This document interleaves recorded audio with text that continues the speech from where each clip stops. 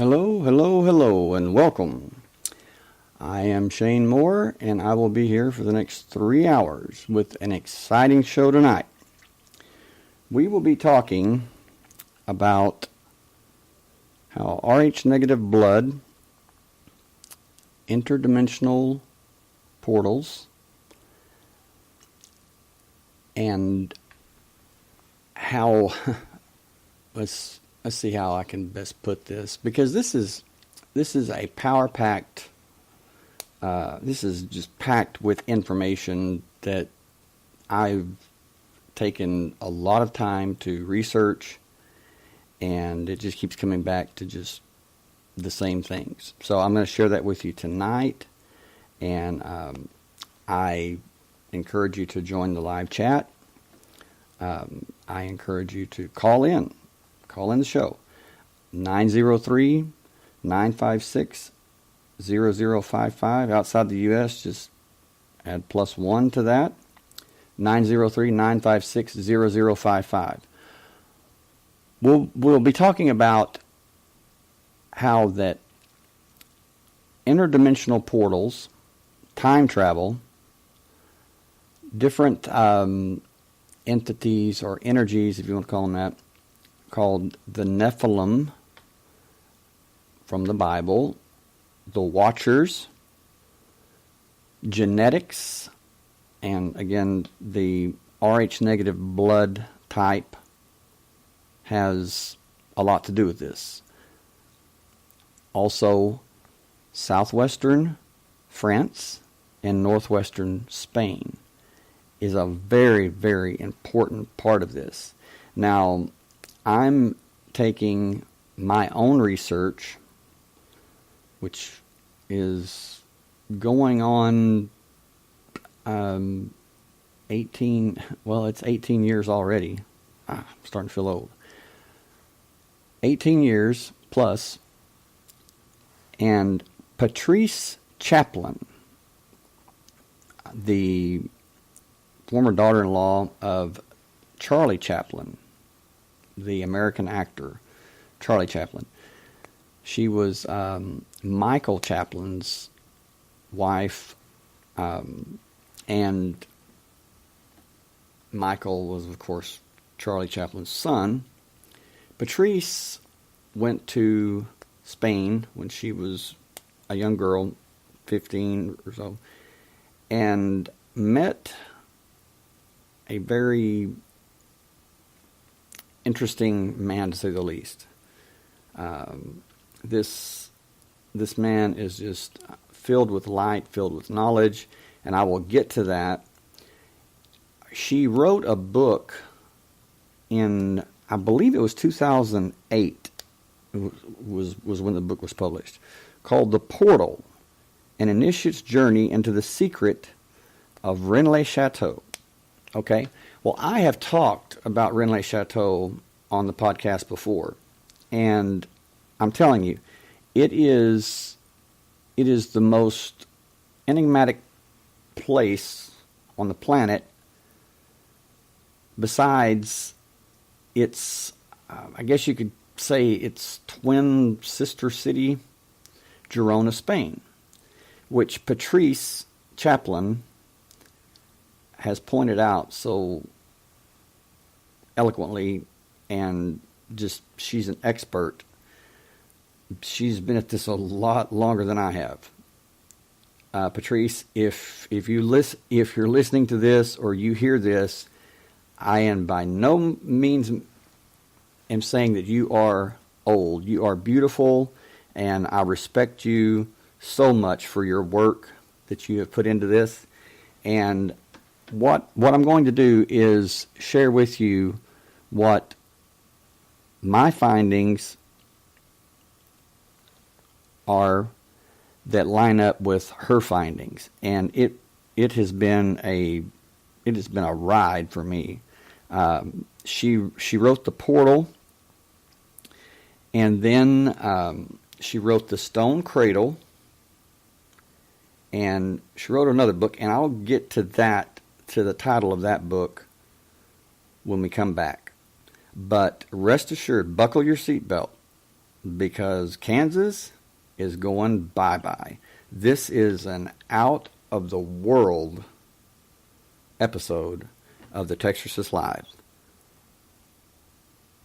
I'll be back in 3 minutes.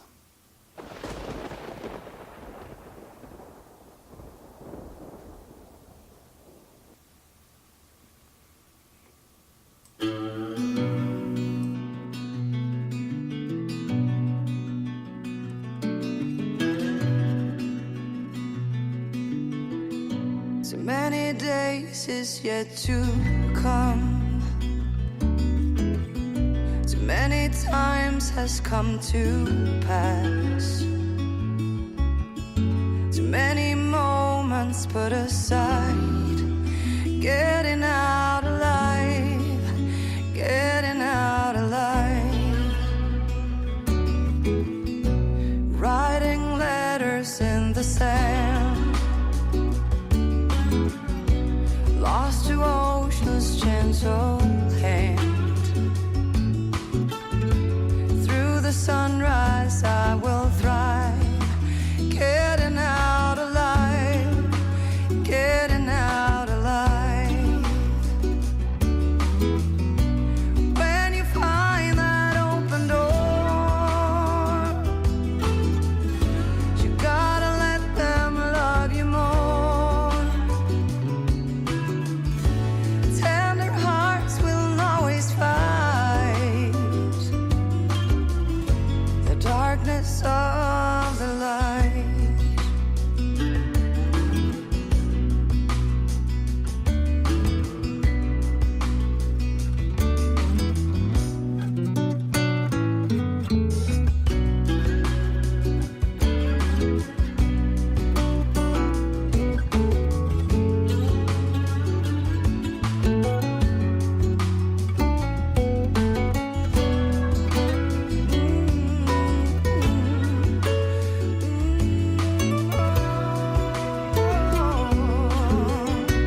When you find that open door,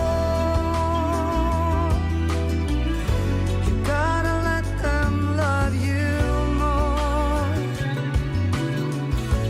Tender hearts will always fight the darkness of the light. The darkness of the light. The darkness of the light. The darkness of the light.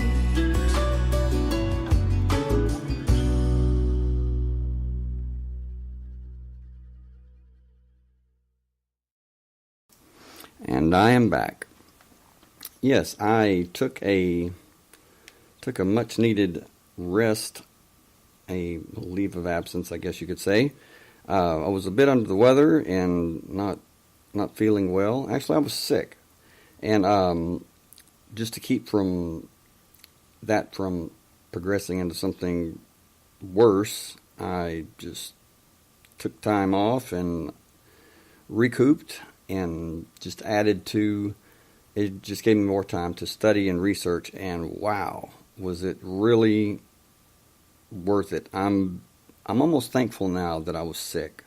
So we'll take a few more minutes and allow listeners who want to join our live chat to do so, give them a chance to do so. I hope everybody is doing well and that you're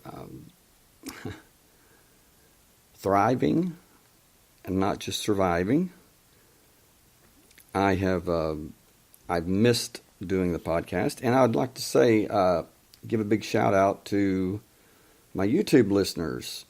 It has exploded on YouTube. I'm amazed at how many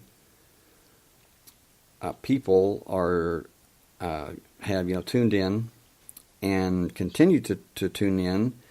And the big topic, the main topic, is the RH negative blood, the genetic anomalies, different things like that.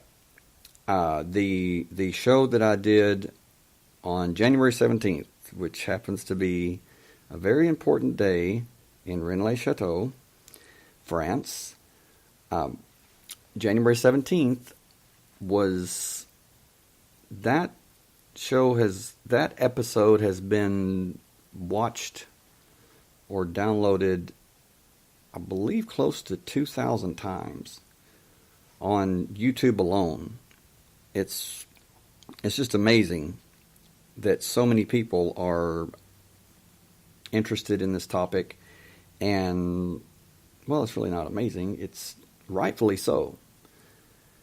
I have had several people contact me saying that they are being targeted because of their Rh negative blood type,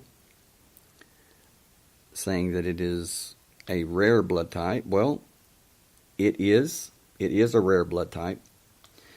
Now, the rarest blood type as far as A, B, AB, and O is, of course, AB negative, which less than 1% of the population has that blood type.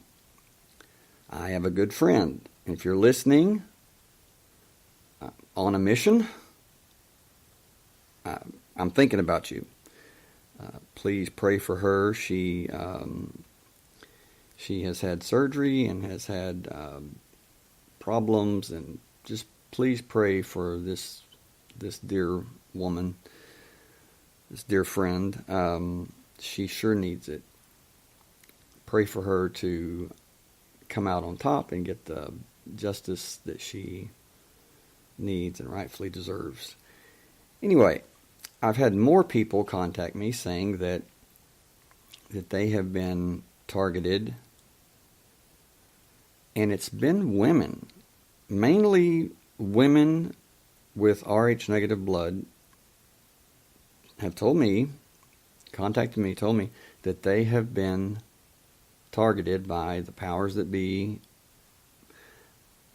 I'm not sure how they're being targeted, or they're being harassed or bothered, or seemingly maybe made to think that they're going crazy. But it's just something that is very, very interesting and important. Hey, Patricia, glad you joined us. I have missed you. I've missed everybody. So thank you for joining us and joining me. As I always say, one is a lonely number, but it's not one anymore. But anyway, so it seems to be that women with Rh negative blood are targeted more than Rh negative men.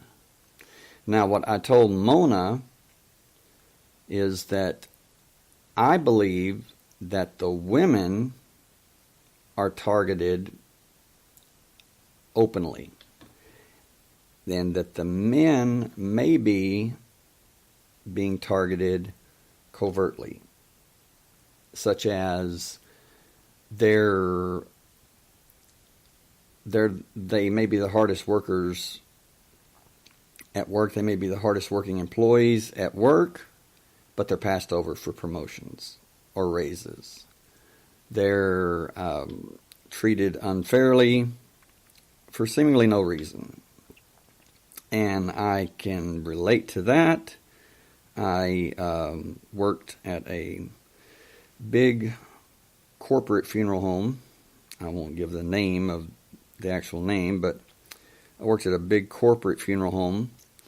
And the general manager, every day, this was back in 2002, 2003, I would walk down the hall to the lunchroom, and I would pass him in the hall. Hey, Georgia, you should be having sound. Let's see. Patricia, do you have sound? Hold on just a second here. Let me...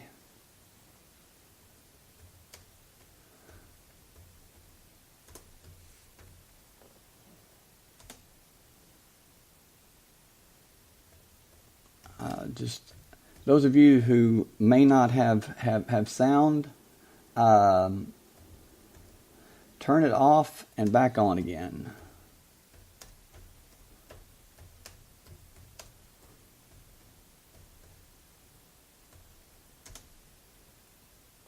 But I would walk down the hall, and the general manager would pass me.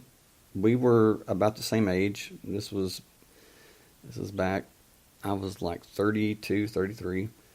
He's like 35, and he's general manager over a very large funeral home, and we did approximately 750 funerals a year, and that's not including cremations and direct burials and things like that. But anyway, very, very busy, and I was their top, I wouldn't say salesperson because I never pushed a sale. I worked hard and I did my job.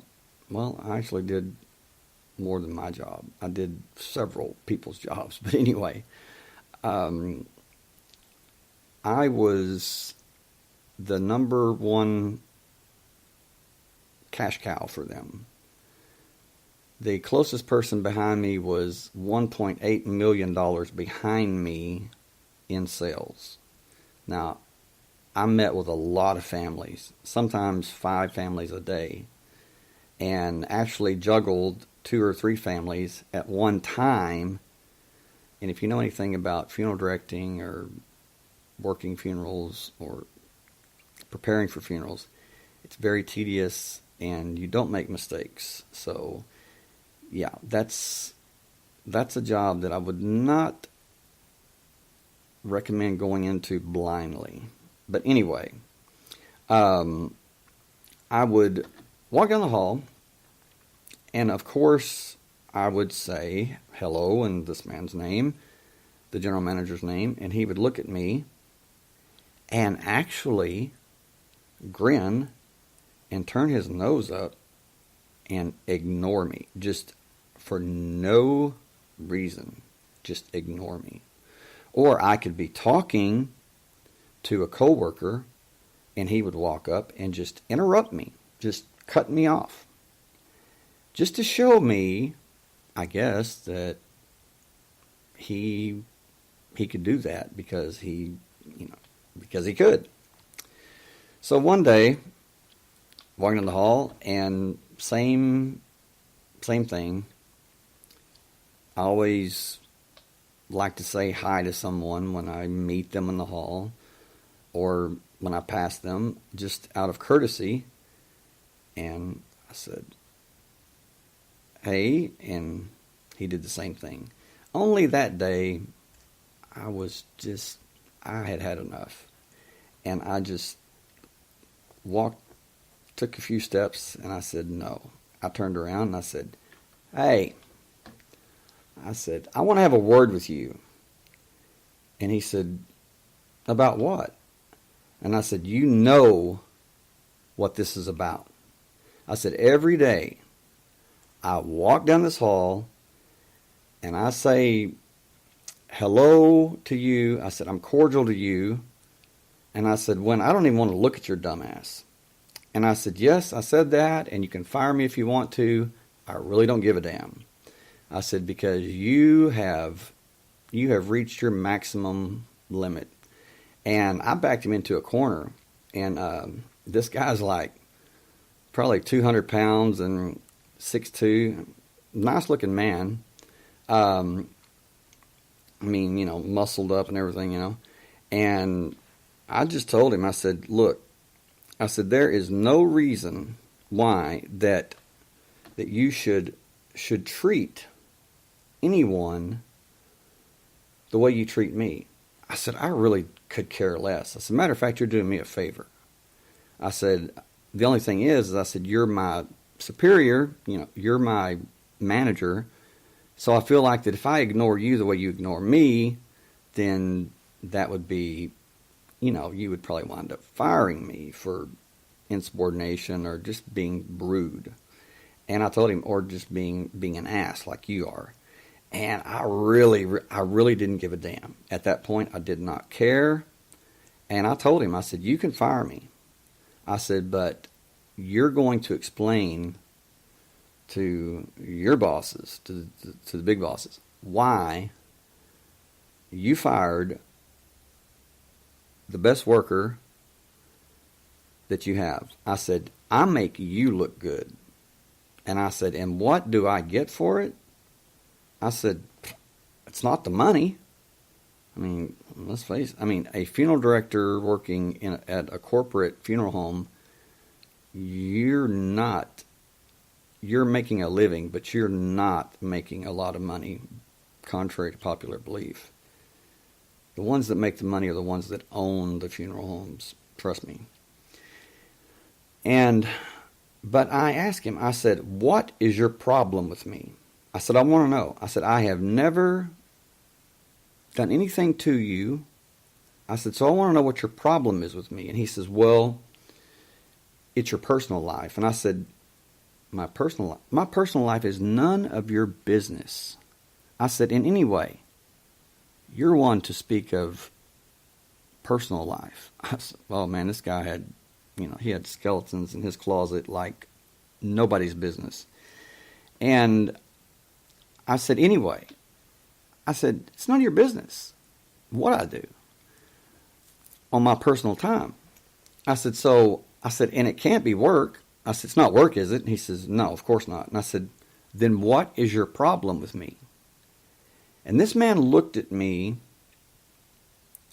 with tears in his eyes, and he was gritting his teeth, and he said, I hate you, and I don't understand why. And I'm like, hey, bub, get in line. There's a long line. People beat you to it. Trust me, you're not you're not breaking my heart. I could care less. And so I just told him, I said, and you don't understand why. And he says, I don't. I don't know why, but I hate you. Now, hate is a strong term, a strong word to use, but he used it. And Patricia, good question. You said, do you think maybe that conflict of interest had anything to do with blood type? I believe that it did, but not just that. And I want to make something clear tonight. I am not saying by any means that Rh negative people who are Rh negative are in any way superior or better than or above Rh positive people. And I'm not saying that Rh positive people are somehow, they're not part of this journey we're on. Listen, just because we have different blood types, just because we are apparently different species altogether, stay with me. I can back this up. And I'm going to say a lot of things tonight that are going to be very hard to accept, but there's not different strokes for different folks. There's truth. And the truth is Rh negative people are not the same species as Rh positive people. What species are they? I have no idea. And I'm Rh negative. Matter of fact, I'm Rh null. Now, you want to talk about the rarest blood type. Rh null is having no antigens whatsoever. With the normal, if you want to call it that, the normal Rh negative blood type, they do have the antigen, the D antigen. But as far as I know, I don't really know how to explain all that. It gets very complicated, but they do have the D antigen, okay? A person that has Rh null, they have absolutely no antigens in their blood. None. Which is why it's called Rh null. Now, out of 7 billion people on the planet, there are less than 50 people who have Rh null blood type. I believe last count was 43. I made 44. It's called the golden blood. I can donate to anyone. They can take my blood, and I've even read where I can donate to animals and they can take my blood. But I can only receive Rh null blood. If I receive any other blood, well, lights out for me. Patricia, you say, I assume you don't know his blood type, but maybe it has something to do with it. You say, I wasn't trying to say that any blood type is better or worse than the other. I was just wondering if there was a correlation within blood type and the relationship of people who hate each other for no reason. Okay, Georgia, thank you. So glad you're here and listening. Well, one thing is, I'm the one that wanted to, say that I wasn't saying, or I wasn't implying that Rh negative people are superior to Rh positive people. There are some in the Rh negative community that they tend to I don't know, they're very proud of their blood type, which is fine, but don't sneer down your nose, and not that many do, but I have seen it. Don't sneer down your nose at someone who's not Rh, someone that's Rh positive. But for the most part, Rh negative people, they're empaths. They're very compassionate, very spiritual, very loving. Not to say that, they don't have a temper. Most of them have a temper. And they're above average intelligence and blue, hazel, or green eyes. And some have the red hair gene. But one thing that I want to say too is it is difficult to sneer down your nose at anyone when you have a speech impediment like I do. And that's something else that I want to touch on. I've been getting a lot of messages, a lot of, well, they're not rude, but they're not very friendly either about my speech, which I am working on diligently, and I am doing better. I have spent a lifetime of stuttering, stammering, and when I say or I stammer, I'm searching for the correct word to use so I don't stammer, and in doing so, I stammer.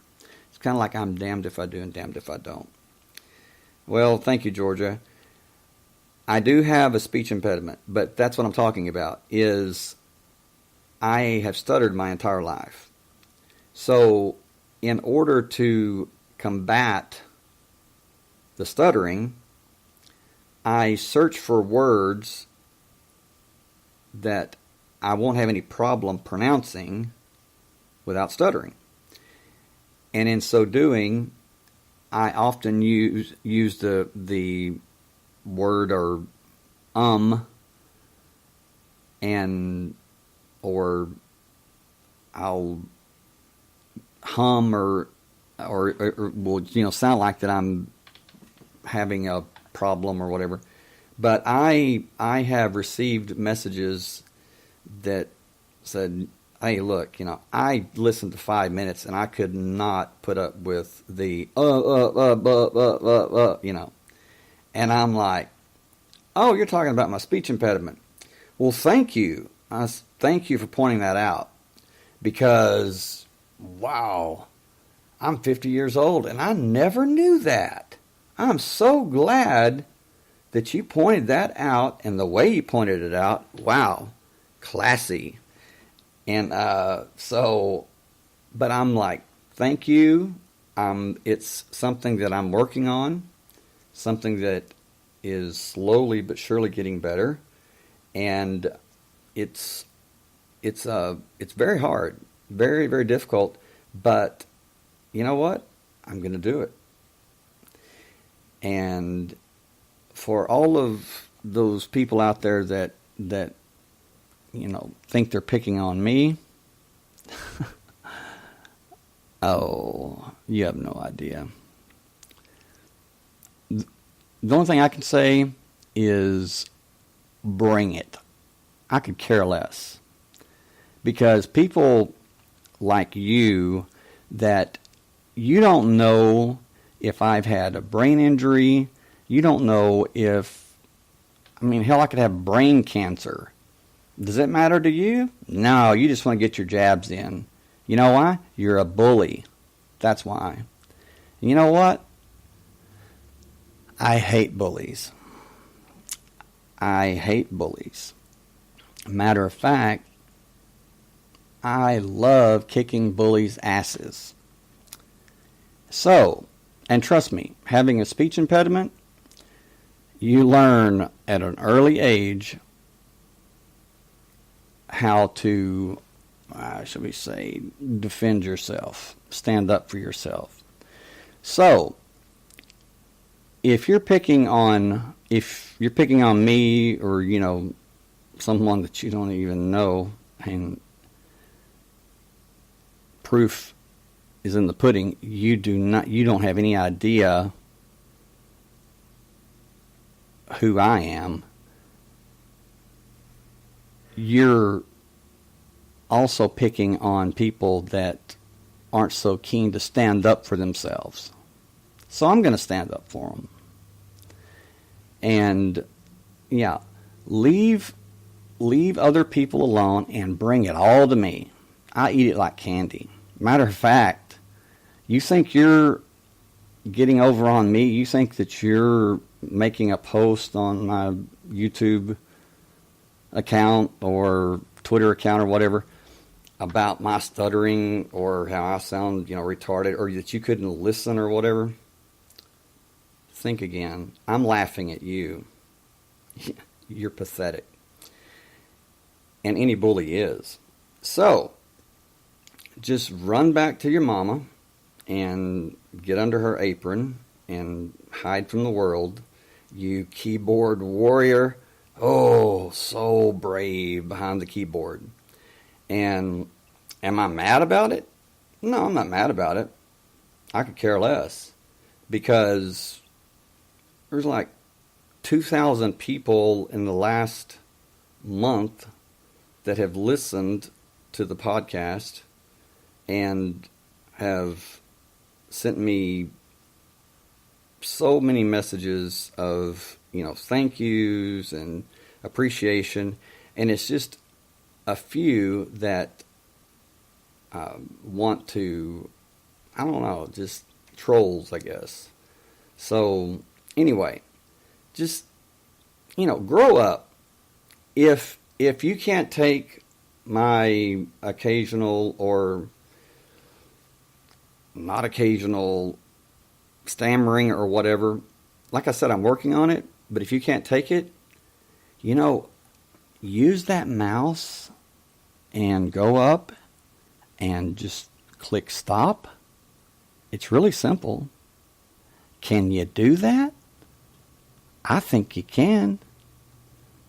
So, anyway, while my mind is, yes, yeah, they did. No, it's fine. It's fine. They can do that. There's been several. But what I'm telling them is you take your limited, very limited IQ or your intelligence, which you have none really, and you go hide back under your rock, and I'll continue doing what I'm doing, and I'll get the word out. But for you people that, claim to be adults and, this and that, and you want to, like, publicly shame me. Do you think you're shaming me? You're not shaming me one bit. Matter of fact, you're making me look good. You're making yourself look like an ass. And I'm trying to help you out, believe it or not. Yeah. So, just, take your little jerkwad, self and your mentality and go somewhere else. Just pass me on by. Like I said, you can just hit the stop button, and you don't have to send me a message. You don't have to try to be some kind of cool dude or whatever, or cool woman. Yeah. So, what I'm saying is have a heart. Like I said, it could be a person that's got brain cancer. It could be a person that's got cerebral palsy. It could be someone, and you're going to do that without even knowing? Yeah. I'm sorry, forgive my language, but you're an asshole. You're an asshole, and that's the definition of an asshole. So, I'm going to just completely get off of this subject. It does not require any more of our attention, but I just wanted to put that out there in case you see in post or whatever that, that don't even pay them any mind. It doesn't bother me one bit. Like I said, I'm working on it. I'm getting better, and by golly, people like me. No. Stuart Smalley, or whatever that guy's name was on Saturday Night Live. Anyway,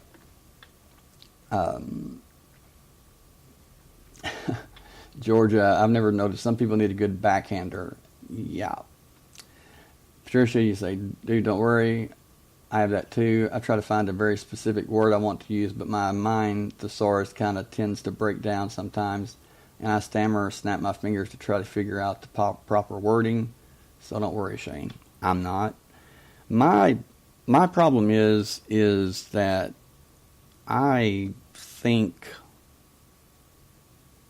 not words ahead, but like one or two sentences ahead.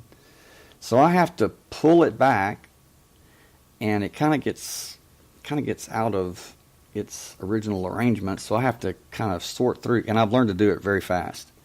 And so I have to sort it, put it back in its original context, and then also find words that I won't stutter with. It's just it's something that I've done. It's a habit, survival, I guess. But I am getting better, and so anyway. But yes, there have been a few people that have made a public post about my speech. They didn't know I had a speech impediment. Some of them didn't. Some of them did if they read the post, because one man that actually became my friend, he said, I tuned in. He said, I couldn't bear it. He said, just the, and I said, well, I've had a speech impediment my entire life. I said, and I said, I regret that you couldn't listen to it. I said, but I'm working on it. And I said, but anyway, I said, thanks for, letting me know. I said, as if I didn't know. And I said, I appreciate it. I appreciate you. And I said, you have a nice day. And the guy turned out to be a really cool dude and sent me a lot of things because he had suffered the same thing. He said that his words came too fast and that he would have to rein them back in, and that his mind never stopped. And that's me. So, but anyway, I believe that, going back to the blood types, I believe that my encounter with people that I work with, my superiors, I believe that they covertly targeted me. I know they did. They plotted and planned against me. They wanted me out, but I would not go. And I made sure to do my homework and to always have all my ducks in a row. I mean, everything, nothing left to chance. And I knew them like I knew the back of my hand. I guess you could say I made sure that before I was called on the carpet, that I had plenty of information about them, fight fire with fire. And they found out the hard way. Anyway, but I will admit, no one can withstand a flood. And they finally made it so hard on me that I just said, you know what, to hell with this. I've fought this a year and a half, and I've made my stand, and it's not worth it anymore. And so I just left. And the weird thing is they used my speech impediment against me. Even though I was the number one seller, the world record holder in the global company for the most consecutive sales, and like I said, I never forced a sale.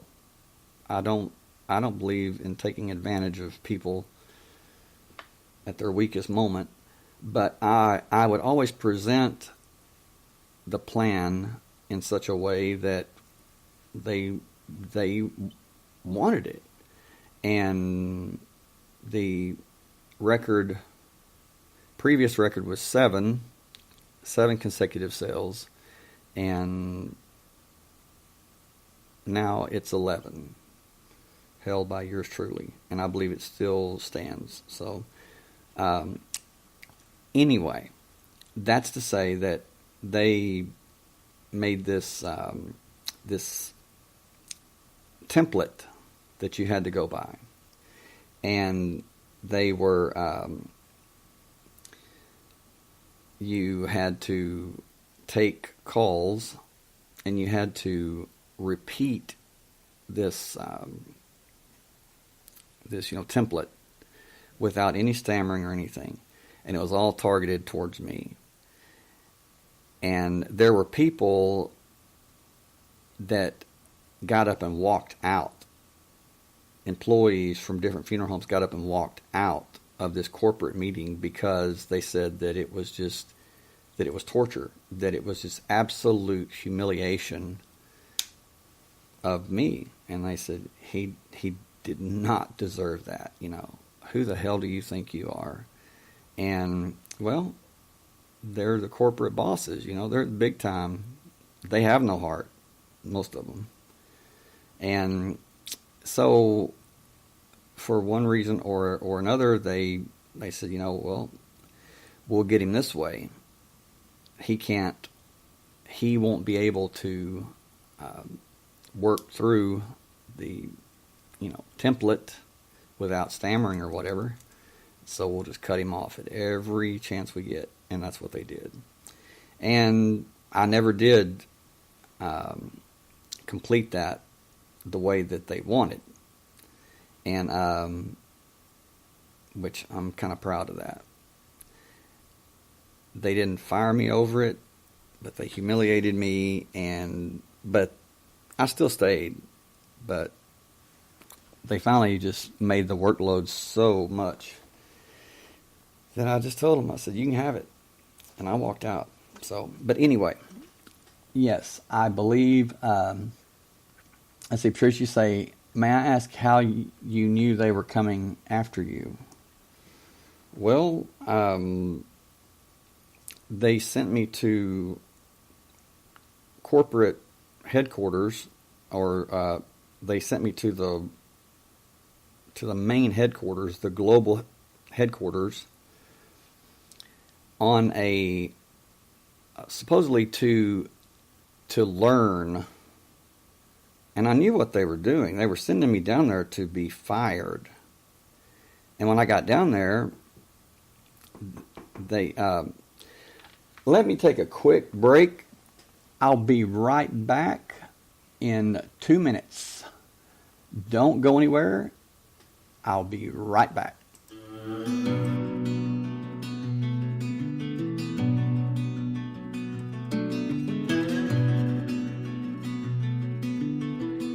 So many days is yet to come.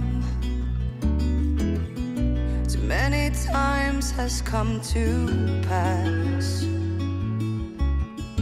Too many moments put aside. Getting out alive, getting out alive. Writing letters in the sand. Lost to ocean's gentle hand. Through the sunrise I will thrive. Getting out alive, getting out alive. When you find that open door, you gotta let them love you more. Tender hearts will always fight the darkness of the light.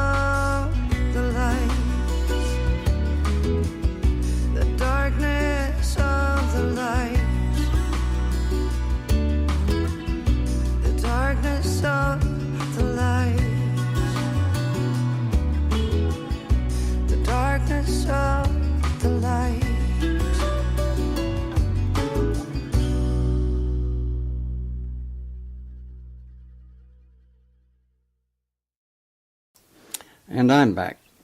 Anyway, so you ask how I knew that they were coming after me. They sent me to corporate headquarters and saying that they were going to teach me, corporate was going to teach me. Well, when I got down there was a room full of people, like 100, 200 people that had been sent from different states. And they said, just want to let you know that we're going to give you a second chance. You were all sent here to be terminated. be fired. And I'm like, ooh, that really gets me. Now, if they told me, just been honest and said, hey, I'm sending you to get fired, I would have been okay. But they didn't. They thought I was going to buy their BS, and so they said, you're not meeting your quotas as far as your sales. And I told them, I said, I'm not going to push sales on anyone. I said, in their time of grief. I said, I don't have to. I said, I present the products or whatever, in such a way. I said, in any way, I said, how could I said, how can I, sell what you want me to sell when the manager and the general manager, they give a certain ethnic group a 25% discount just because of their ethnicity. And they're like, what? And I said, oh yeah. And I named their names and everything. And this was the third in line from the very top. And they said, get those guys on the phone. So instead of being fired, they sent me as the sacrificial lamb, and I came back the King Wolf. I came back with my head held high, and they were the ones that were groveling and nervous and worried about what else I had said. And I said a few more things. Just telling the truth. Like I said, never go into a battle or never go into an argument or anything like that without having everything you can and being able to execute it, being able to use it. And it's always served me very well. So anyway, so yes, I believe that it was the different blood types, also different genetics. Now, as far as genetics, I believe that there are some people that have, I don't know, just like there's different blood types, I believe there's different types of genetic structure, genetic memory. They say that we use only 3%, 2 or 3% of our DNA. The rest is junk DNA, they say. Well, I say that they say that it's junk DNA because they don't know how to read it. So therefore it's junk. It's not junk. It's very powerful genetic material that I believe has what I refer to as a genetic memory. So I don't believe that we are the total result of our experiences alone. I believe that we carry in our genes, in our genetic makeup, the experiences of our ancestors, genetic memory. I think that this explains a lot of dreams, a lot of visions some people have, and a lot of other things, but we will get into that. This is the genetic structure. There's genetic markers, and there's a mean that is, said to be, well, this is normal and that's normal, but this is abnormal, this is anomalous, this is, right, this is wrong, this is human, this is not human. So And I've told many people, previous podcasts about how in 2002, I believe it was, my then wife, she had 2 miscarriages because for some reason we didn't know. So we went to the world-renowned fertility clinic of the Duties. It's a husband and wife team, Doctors Duties, believe it or not. And they have helped couples all around the world, in Kenya, Japan, as far away as Nepal. I mean, they fly in here. They're only about maybe 15 miles from us right now, Texas. They fly in and they see them, and they have a very high success rate. So if you know someone that's having problems conceiving, the Duties are the best. But with my wife and I, back in 2002, I believe it was, we went to see them, and they did extensive blood tests and genetic testing on both of us. Her test came back fine. Long story short, my test, they opened it and said, well, we're going to have to do your test over. Your tests have obviously been compromised. And I said, compromised? Some way, somehow, your tests have been compromised. I said, what makes you say that? Well, it's just not possible. So I was like, okay, it's fine. So we came back about a week later. It was the husband and wife doctor team and their nurse. They were sitting at a table, kind of like, I don't know, it was the husband, the wife, and the nurse sitting at a table in front of us, and they opened my test results, and they all jerked their heads back, and the nurse screamed, and I said, what's wrong? And the doctor said, nothing. And I said, something's wrong. I said, I saw all of you jerk your heads back. And I said, and she screamed. And she had her hand over her mouth. And I said, what's wrong? And he says, you just have a very rare blood type. And I said, hey, Mona. Glad you joined us. Pray for Mona. She has a sore throat, and she's not feeling well, but she joined us anyway. What a trooper. Love you. So I said, a rare blood type. I said, how rare? And he said, the most rare, which is Rh null. And he said, and your genetic markers, your genetic makeup, he said, can I fax your results? This is back, 2002, whatever. He says, can I fax your results to our mentor in Chicago, a geneticist expert, genetics expert. And make a long story short, he sent my results to him, and their mentor called them on the phone, and he said, that's funny. You almost had me. And he thought it was a practical joke. And he said, no, this is no joke.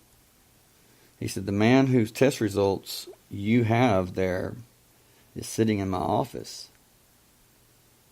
And the doctor told me that the genetic expert said, if this is no joke, he said, then the one whose results I'm holding, he said, if he's sitting in your office, he is not a man. And I looked at the doctor and I said, well, I know I've always been different, but this is a little much. And they were very they were very standoffish, and the whole atmosphere changed. The entire atmosphere changed. It was like they became afraid. Wouldn't even get close enough to shake my hand or anything. Just very standoffish, and just looking at me different.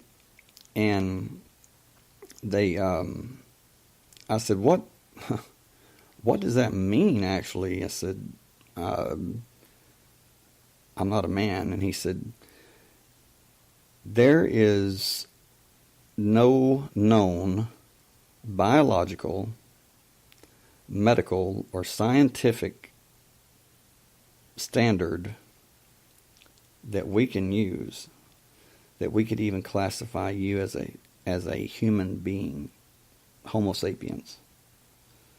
I said, "Oh, great." Wow, my nickname's going to be Uno, you know. So anyway, I said, "Okay, so you're telling me that I can't have children?" And he says, "No, you can, but only with a woman like you." And I said, "A woman like me?" And he says, "Yes." And he says, "And that would be like finding one grain of sand on all the beaches of the world. You know, 2 grains of sand exactly alike." I said, "Which is basically impossible." I said, "So that's what you're telling me?" "Yes." And so, you know, I mean, I'm not going to lie to you. I mean, he basically told me that I'm an alien, plain and simple. And I have different things, different anomalies about my body that none that are apparent, but nevertheless, I do have different, different things within my body, such as when they take blood from me. It's very, very difficult because most people, they said, have these valves, these valve type things in their veins. I guess so you don't bleed out or whatever. And they were having problems about 4 years ago taking my blood, 4 or 5 years ago taking my blood. They just could not take my blood. It's like they would put the needle in and nothing would come out but just a little bit of blood. And so they did tests and found out that most people, they have these valves about every 2.5 inches in their veins. Well, for me, as it would be, they said that I had these valve type things in my veins like every 1/2 inch. And they were backwards, as if to keep the blood in rather than to have it flow. So, that's strange. But, you know, that's me. I'm a strange dude. Anyway, I think that it goes back to the genetics of, like I said, a different species. My teeth, and I'm really telling on myself here. My teeth. You can ask Mona. I went to have a back molar pulled, and it was on a weekend, and I was in pain. I had to have it pulled, so I didn't tell the dentist about my teeth. My teeth grow at a 45-degree angle from the roots backwards. Not my teeth themselves, but the roots. They grow backwards, and what they told me, what I've had dentists and oral surgeons tell me, is that it's like that my teeth were meant to grow backwards, as if when I bit something, it couldn't escape, like a predator, you know. Now, my teeth do not face back. My teeth grow straight just like anybody else's, but the roots are intact. The roots are intact big time. So whenever I have a tooth pulled, they damn near break my jaw, to say the least. And you can ask Mona. I mean, this guy was torquing my jaw so much, with so much force, and he was starting to get mad, frustrated, and she thought he was going to break my jaw. She thought he was going to snap my jaw. My face was being torqued. I mean, I could feel the bones in my face being moved. But he finally got that tooth to let go, you know, break, and then spent the next hour breaking it up and taking it out. What should have taken like 20 minutes took over an hour and a half. So you said I had the same situation happen to me like a month or so ago, where they were trying to draw blood for test. They kept having to stab me due to the little bit of blood coming out slowly, but that kept happening for about 4 or 5 times. I don't know why that happened, though. Well, you may be like I am. I know I'm not the only one with that anomaly. And there's a lot more that you know, people with Rh negative blood have in common. Now, what I'm going to get into next is about Patrice Chaplin, the former daughter-in-law of Charlie Chaplin. She married his son Michael way back when. She went to Girona, Spain. Well, I'll just read the part of the portal, her book, The Portal, An Initiate's Journey into the Secret of Rennes-le-Chateau. The true life story of Patrice Chaplin began in the City of Secrets, Girona, Spain, continues in the story of her spiritual initiation into the Kabbalistic tradition preserved since the Middle Ages by a secret society in the pre-Roman city of Girona, Spain. Now, if you remember, I have talked about Rennes-le-Chateau. I have talked about the Kabbalah. I have talked about Rh negative blood, talked about genetics, talked about interdimensional portals, and time travel, CERN, all that. Believe it or not, Patrice Chaplin has uncovered the same thing from a very reliable source, and he is the head. He's in charge of the secret society. Okay. Salvador Dali was a member of that society, as the renowned author Umberto Eco, the filmmaker Jean Cocteau, and Jacinthe Verdaguer. I hope I'm pronouncing that right. Forgive me if I'm not. One of the most celebrated Catalan poets. Importantly, so was the mysterious Berenger Saunier, the priest who in the late 1800s built Rennes-le-Chateau in southern France with the Tour Magdala, which was after Mary Magdalene. Okay. A tower that is twin to the Neo-Gothic tower in Girona, Spain. In this gripping story that reads like the adventures of a female castanata, Chaplin is led through a series of initiatory stages which correspond to the magical square of Venus containing the constellation of the Great Bear, Arcturus. Okay, one thing that I want to point out is that through my own research, I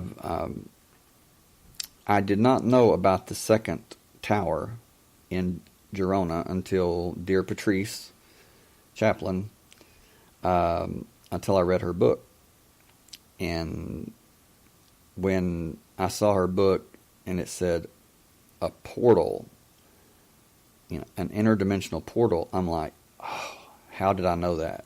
I have always known there was a portal there, and there is. It is based on the golden ratio, 1 to 1.618. Okay, between these two towers. Now think about this. How many times in Hollywood have you heard the Twin Towers or the two towers? Let's face it. I mean, you have Lord of the Rings, the two towers. You have the Twin Towers, 911. You have the Twin Towers. Towers used to be guarded, places where the Watcher class of angels. It wasn't just mountains or, mountain peaks that they watched from. They also watched from towers, it appears. From whether they built these high towers. I'm sure you've heard the term high tower. It's in the Bible. The Lord is my high tower and my strength. These are very, very tall, very high, big towers. But what happens is the granite, the granite or the stone used, and the geometry, the way that these stones are cut, and the height and everything form a resonance. And by the way, Rennes-le-Chateau is 111.1 miles away from Girona, Spain. Now, I haven't figured out what the significance of that is, if any, but at the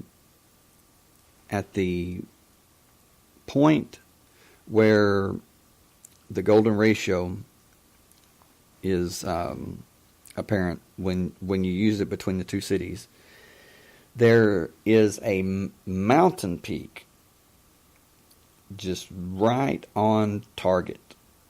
Right there, right on target at that point. And that is Mount Canigou. And I hope I'm pronouncing that right. Canigou. Mount Canigou.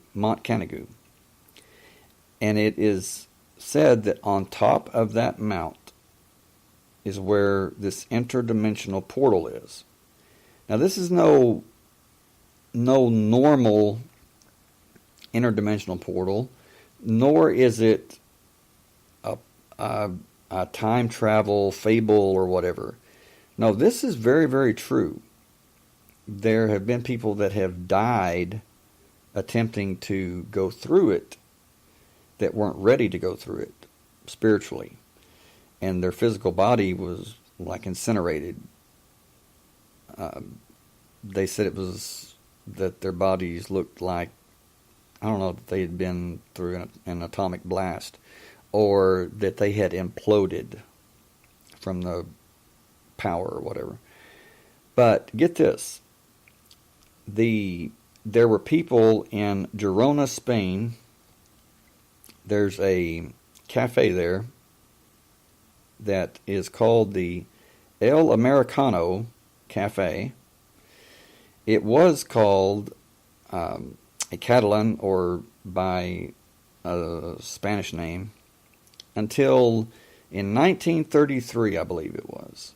Patrice Chaplin writes that that she was told that this man they called the El Americano came in and he ordered a milkshake or milk, and when he did, they changed the name of the cafe, the name of the restaurant, to the El Americano.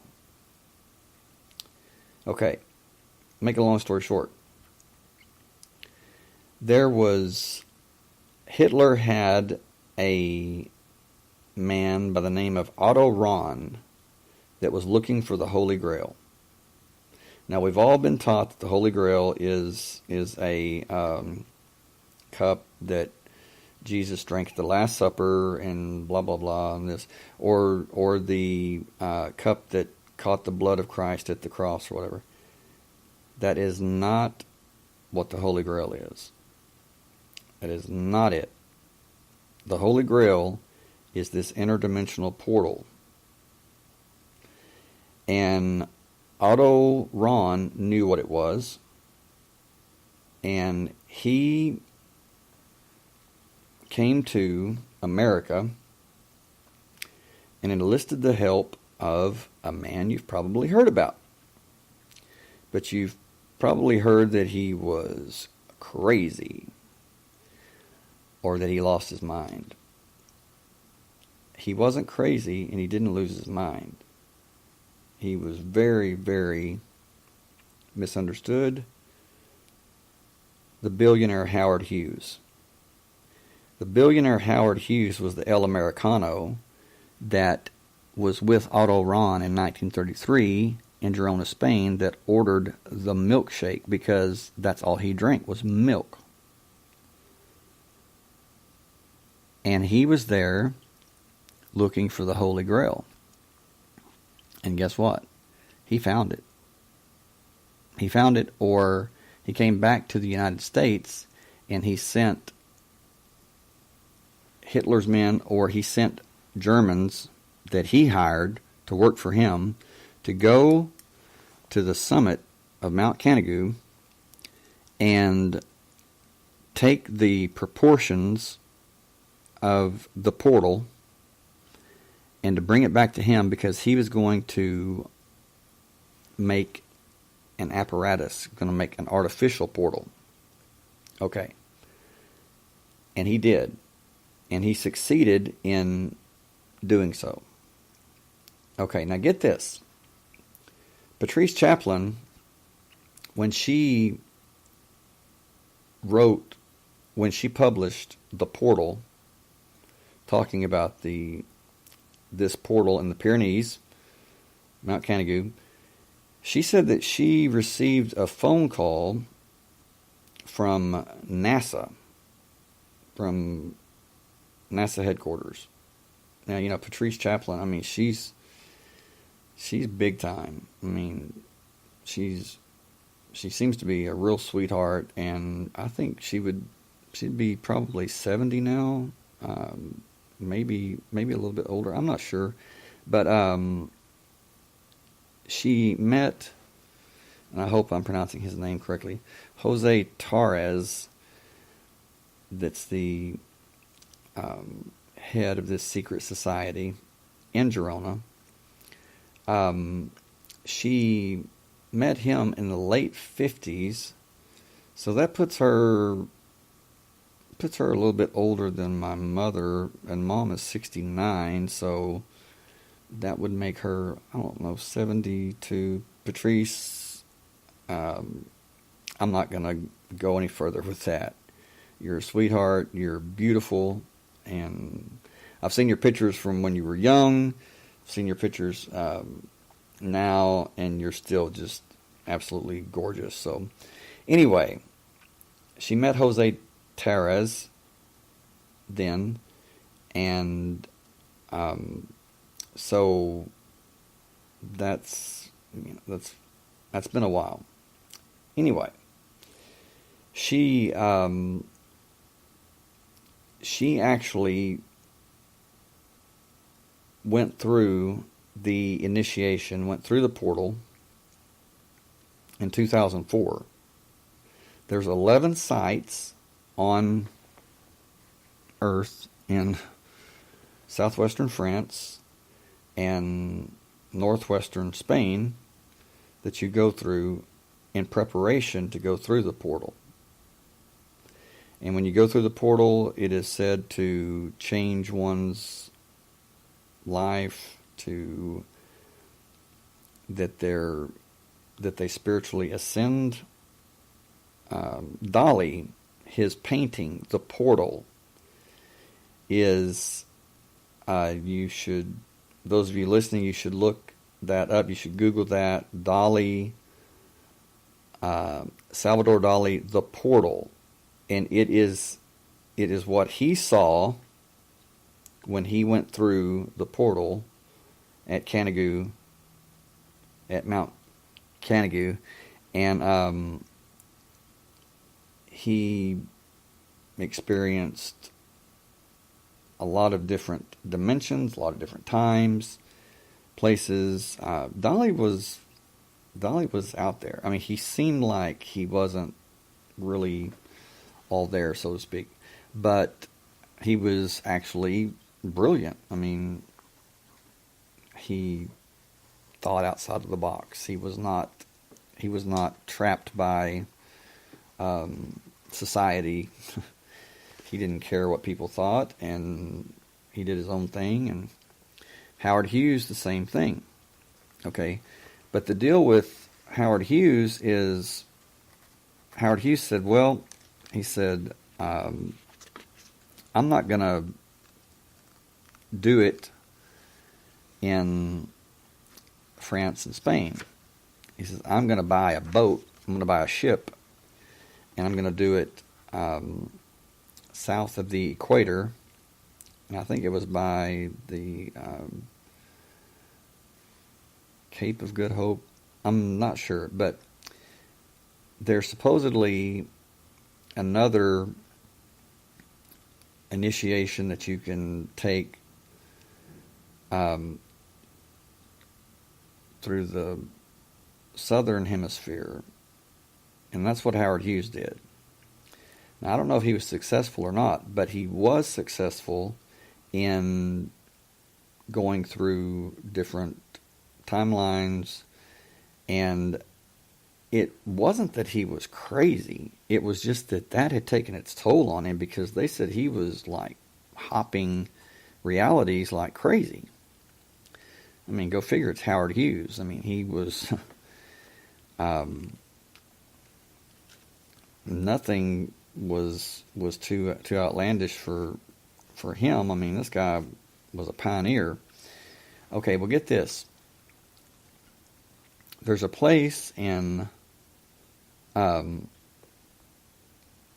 Island, New York, Montauk Point, that's that was home to the Hero,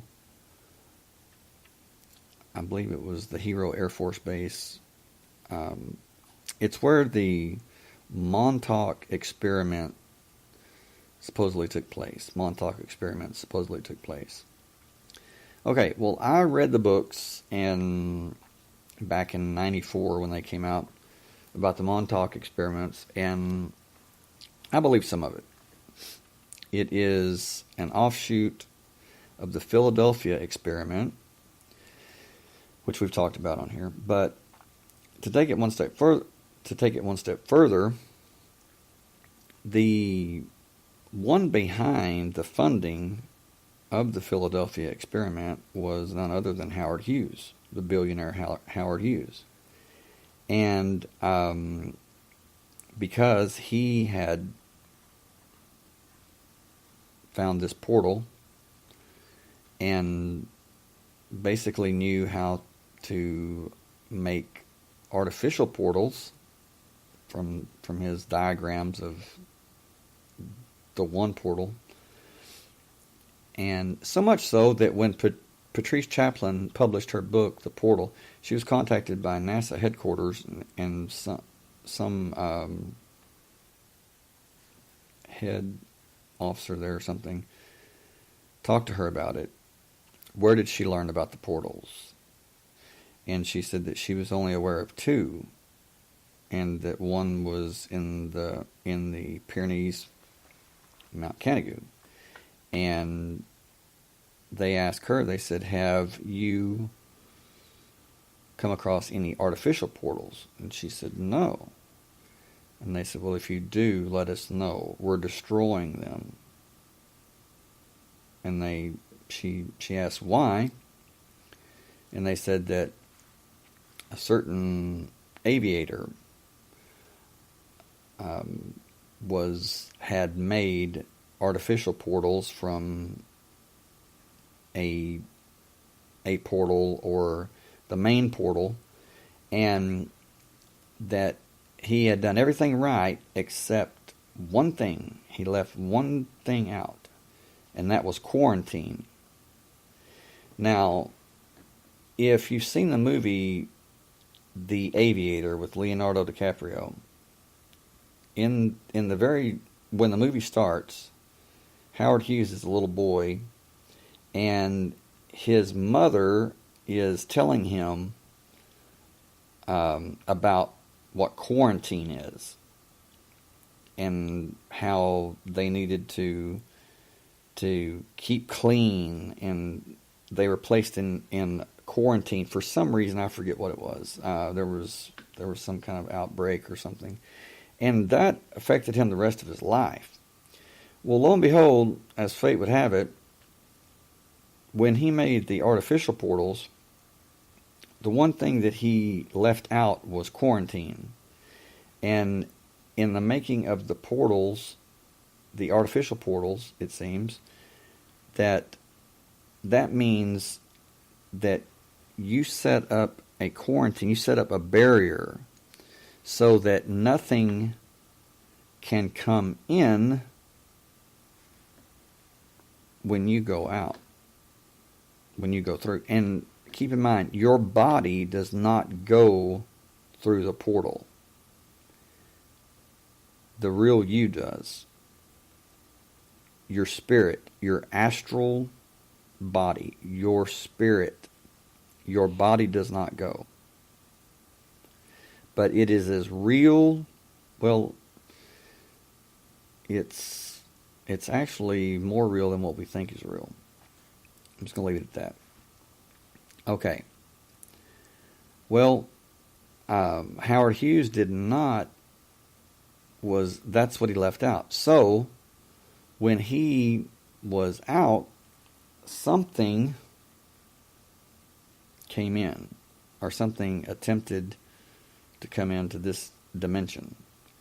And this is so out there. But Patrice Chaplin says that the man at NASA told her that it was a black box.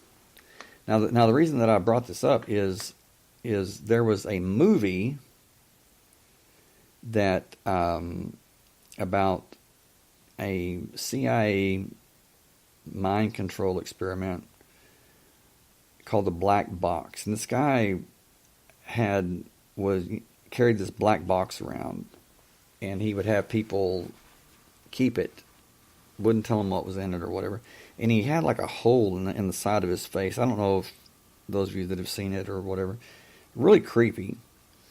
It's basically a lesson in human psychology. You know, curiosity killed the cat, or strangled the cat, as they say in France. It's like, you know, that's what they count on, is your curiosity will get the best of you. Well, this what came through the portal was a black box, and there was some kind of lettering or some kind of message or something on it that said, I will be there. I will come through the portal in like 500 light years or something like that. I don't know. It's just an ungodly number. It's an ungodly time. But it very well could have been that, I forget what she said that they called it, but it was not good. It was a very bad entity, extraterrestrial, if you want to call it that, whatever. Okay, well, that's why that they were destroying the artificial portals.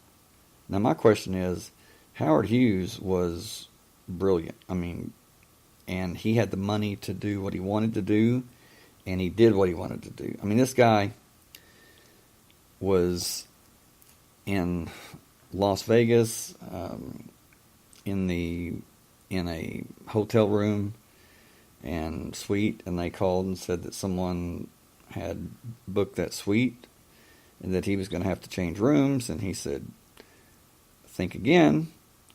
And next day they didn't move him out of the room because he had bought the entire hotel.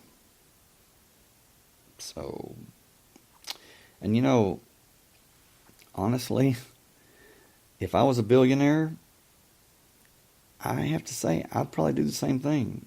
Just, you know, just to keep people from, I don't know, messing with me. That's crazy, but I don't know. I think he handled it quite well. Anyway, so Howard Hughes was in Girona, Spain, and you've got Dali, you've got Cocteau, and Cocteau was also supposedly the Grand Master of the Priory of Sion.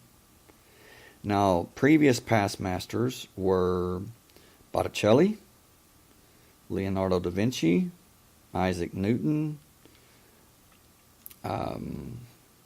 let's see, Godfrey de Bouillon, which was the original, which was the founder of the Knights Templar, the Crusades, leader of the Crusades. So they found something under the Temple Mount, some knowledge, and when they did, they came back to France in the area of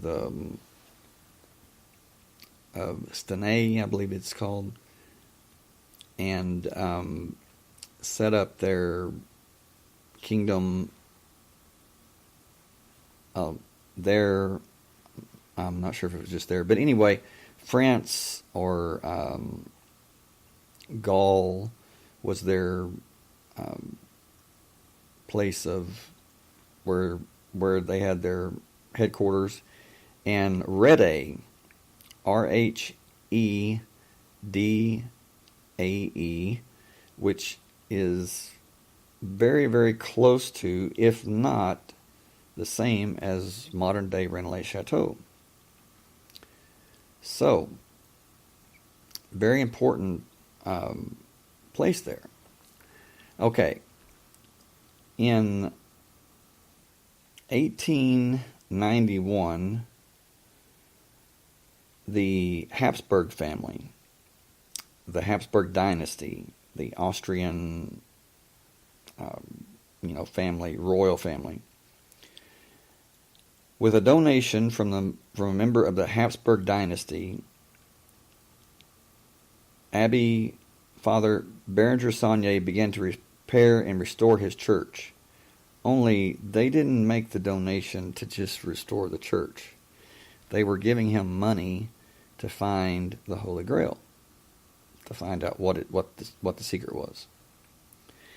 And in 1891, while removing the altar columns, he discovered 4 scrolls, 2 with coded messages. These, it appears, were the source of his immense wealth, like the billionaire priest. I have copies of these scrolls, or said to be scrolls. I believe that they're the actual scrolls, because what I have found recently is, and I'm not going to go into it because I don't believe that many people know this, if anybody, but I'll just say that for that, the reason that I am talking about this tonight, plan to talk on it next podcast, is I had to change my way of thinking, because we're talking about a multi-verse and interdimensional portal. Not just one dimension, not just one alternate reality, but endless. So I had to change my way of thinking and looking and researching everything out of the singular, and had to look at it from every angle, through an interdimensional angle, if you want to call it that. I had to look through it. I had to turn it around and turn it upside down. And when I did, that's when everything started falling into place, and it's like, whoa, this is big time. Because whoever made these scrolls, and not only the scrolls, but there are headstones there's one headstone called the Denegre headstone, or it's the Blanchefort headstone. It is a mixture of the Greek and Latin mixed together, letters, words mixed together, but it forms a code. And when I when I released the reins, or released the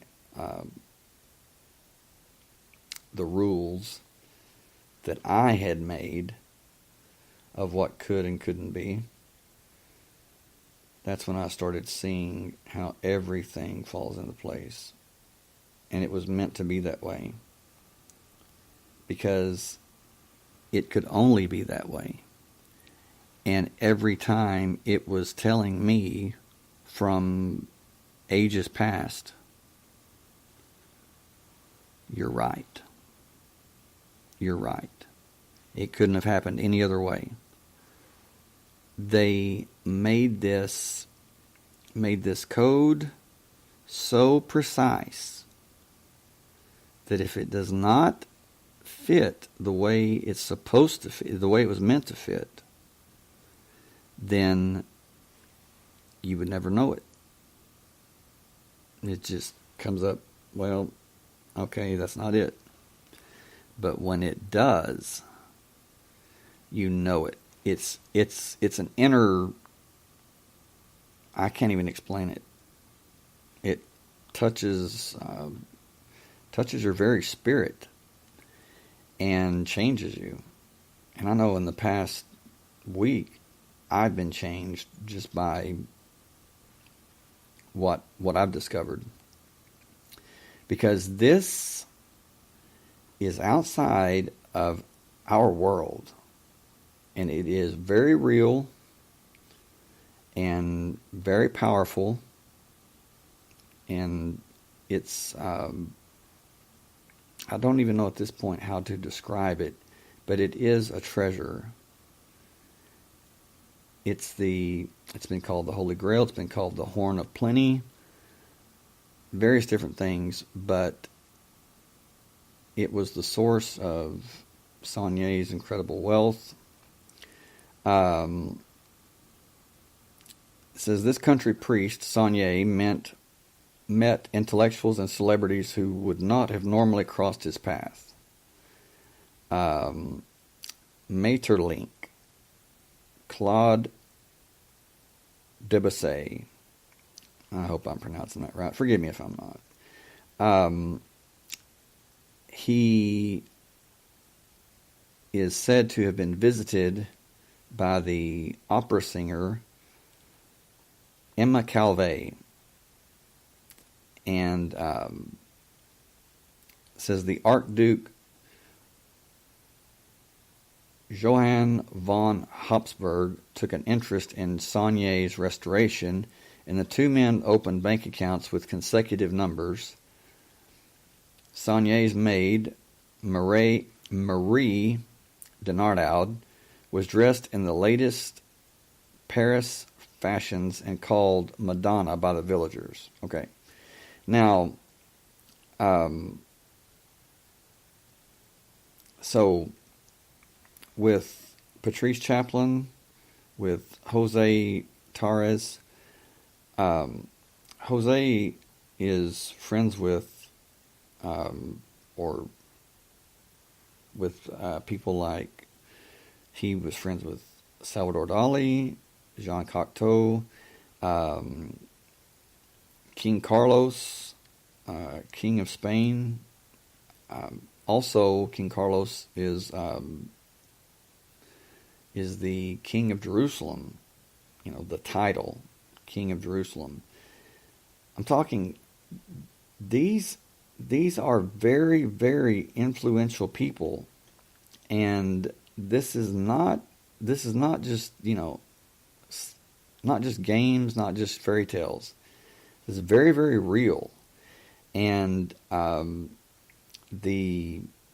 there are government agencies that are worldwide that are part of this, searching for this.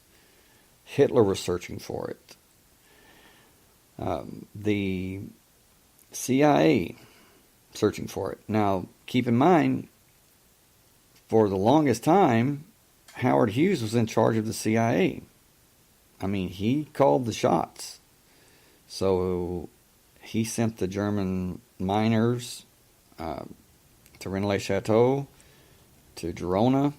Matter of fact, where the tower was in Girona, they, in the late 60s, the house there, back in, I should go back in, at the turn of the century, I believe it was like 1905 or so, 1904 maybe, and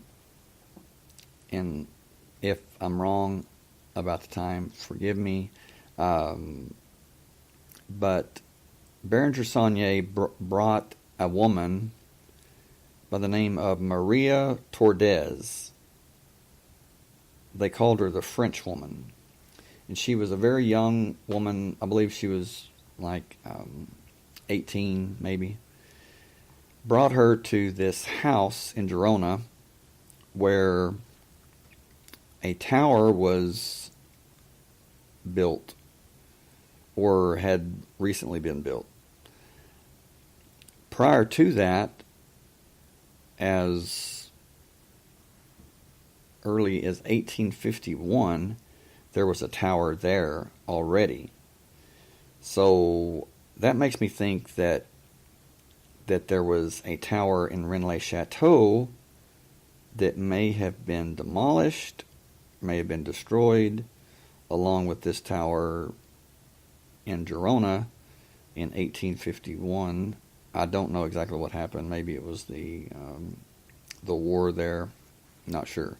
But anyway, it was either that tower that remained, or that tower was destroyed and a new tower was built. And then in 1904, I believe it was, Saulnier built, or had his tower constructed in Rennes-le-Chateau. So the two towers are back up again. Very interesting. Makes you wonder where Tolkien got his idea for the two towers. And there's different things about the Lord of the Rings movies, Tolkien's books, especially the orcs. You know, when you're talking about these brute beasts that just, you know, they're living, but and they're monstrous. Makes me think of the golem the Kabbalistic golem, which is said to be, they're made of clay, and there's Hebrew letters that are formed into words that are spoke out loud, or that are placed on them, and they're actually infused with life, with a form of life, but they don't have any reasoning or anything. They're brute beasts. And so who knows? Tolkien may have been a member of this society. I have no idea. But there have been a lot of people that you wouldn't necessarily say, hey, you know, they would be a part of a Kabbalistic, and it's not just the Kabbalah, it's much more than that. Okay, so in northern Spain is Basque country. The Basque people are an enigma. They are an anomaly, very, very mysterious. Matter of fact, their language has no origin. There's absolutely no origin for the Basque language. We can trace back language origins of every language except the Basque language. No one knows where it comes from. It's different from all other languages, and like I've always said, if you want to know truth, if you want to get down to the bare bones, study languages, words, how they're used, not just the words, but letters, wordplay, anagrams, and it's very big in this, very big. The language of the birds, the green language. Remember that. The language of the birds, the green language, or some say the angelic language. It's not talking about whistling. It's not talking about singing birds. It's talking about using words, kind of like neuro-linguistic programming, okay? It's like I was telling Mona the other night. I said, such as Rennes-le-Chateau. Rennes in French is Rennes, which means reindeer in English. Okay? Well, in the language of the birds, or the language of the angels, the green language, whatever, someone could say reindeer and actually just tweak it a little bit and actually say re-enter. Do you understand what I'm saying? They could say, they could be talking to someone about re-entering, or such as like reincarnation, and say the word reindeer, but be talking about re-entering, re-ender. And the person that was hearing it would know what they were talking about, but the casual listener, they would think they were talking about reindeer. They have no clue they were talking about reincarnation. And that's how this has been. Is just like that. It has been hidden in plain sight. So, Howard Hughes was, it has been said that, and it's been documented, that he was at Montauk in a bunker that was probably the size of Manhattan. I don't know if it was like underneath Manhattan. I believe it was.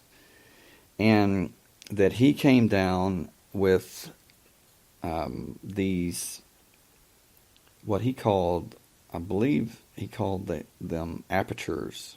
I'm not sure. And I don't know why that just came up, but I think that's what he called them, apertures. And I guess that's a camera has an aperture. I don't know, but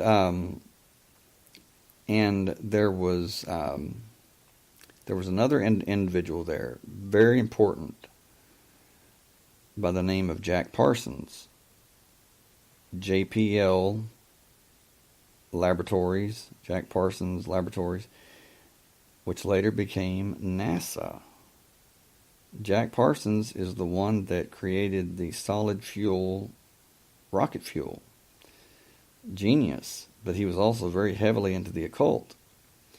And in 1947, Jack Parsons and L. Ron Hubbard of Scientology fame, they went into the Mojave Desert and supposedly did this ritual called the Babylon Working, where they were tearing holes in the fabric of space-time and our reality to allow the goddess Babylon into our dimension. And a lot of people say that they succeeded, because when they finished the ritual in the Mojave Desert, they went back to Jack Parsons' house, and supposedly the next morning, a red-headed, pale woman with green eyes showed up at Jack Parsons' doorstep and said she was there to marry him, that she was Babylon, basically Babylon incarnate. And her name was Margie Cameron. She worked in Washington or Virginia. Anyway, she worked for the Navy.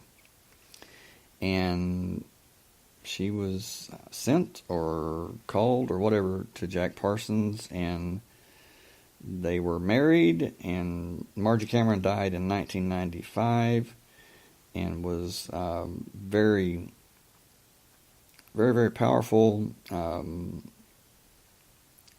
like I said, like Jack Parsons, she was into the occult. Now, I don't know if she was into like the dark part, the dark side of the occult. Parsons was. I mean, Parsons called himself the Antichrist. Parsons loved Aleister Crowley. So, anyway, it all ties back to this portal in between France and Spain. Now, think about what you could do, what you could accomplish if you could travel through time. If you could influence or change the past.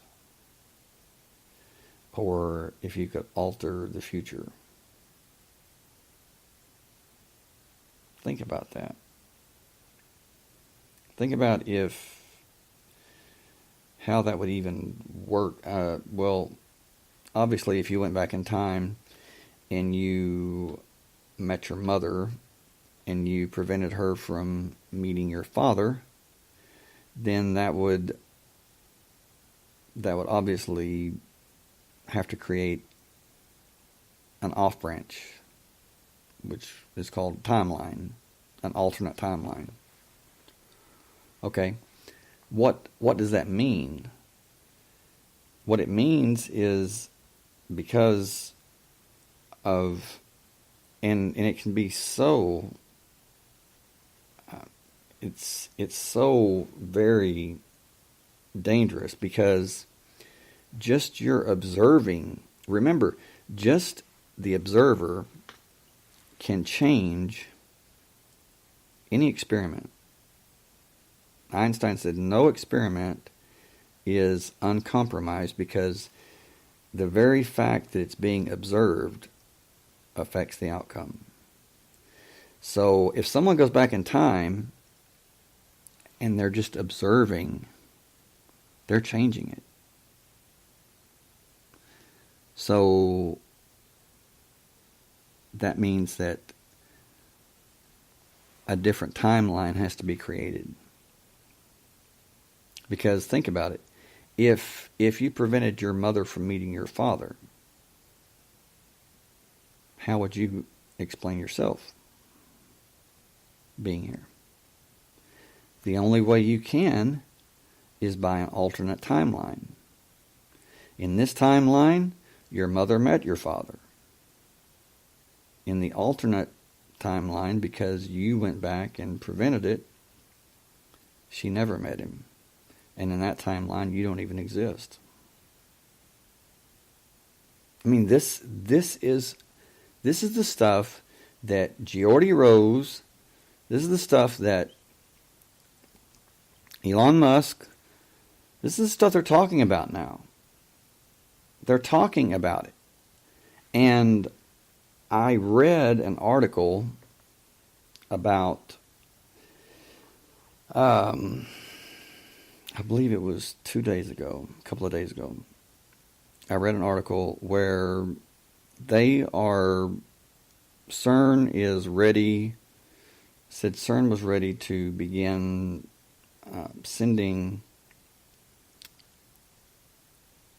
begin going back in time. And I'm thinking, oh man, this is not a good idea.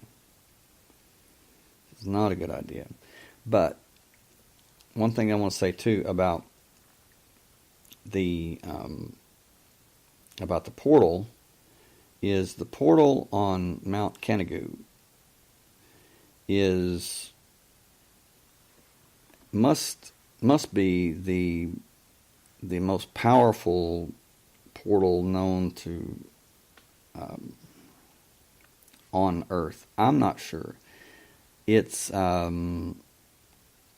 definitely one that it's not the only one. And this is where I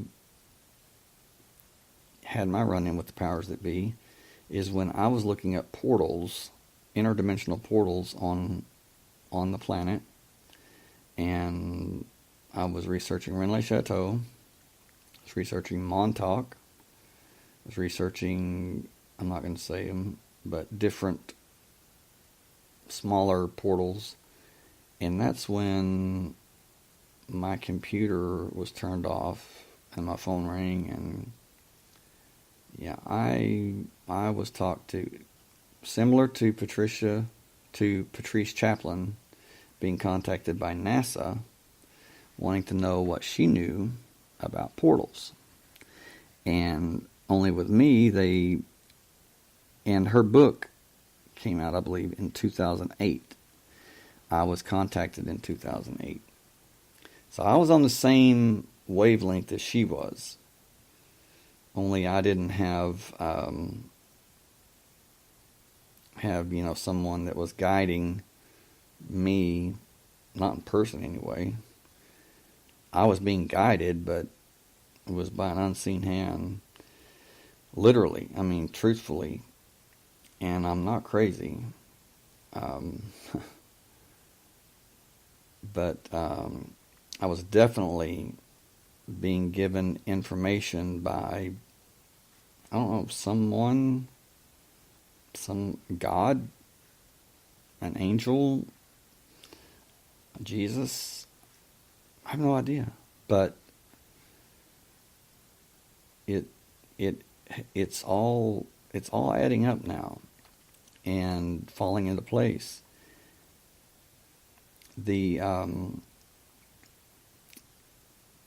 I'm going to take a quick break, another 3-minute break. When we come back, I want you to think about something between now and then. Think about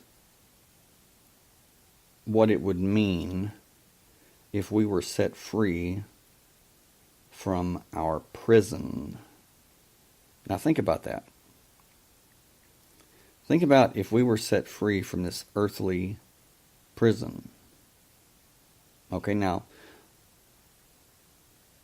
also think about, is Earth a prison? No. Not really. But what imprisons every person? What imprisons everything in life? Time. Time. As the song that Rush, my favorite band of all time, sings, one of their songs, they talk about the rat race and the ticking traps, the clock. We are prisoners of time. It's always bearing down on us. The moment we're born, we begin to die. Okay, now, file that in your mind. And during the break, I want you to think about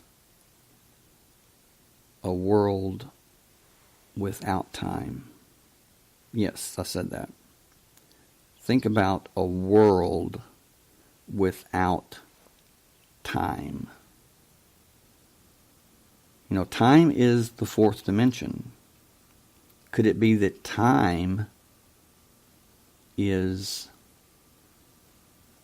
what is holding us prisoner? What is imprisoning us?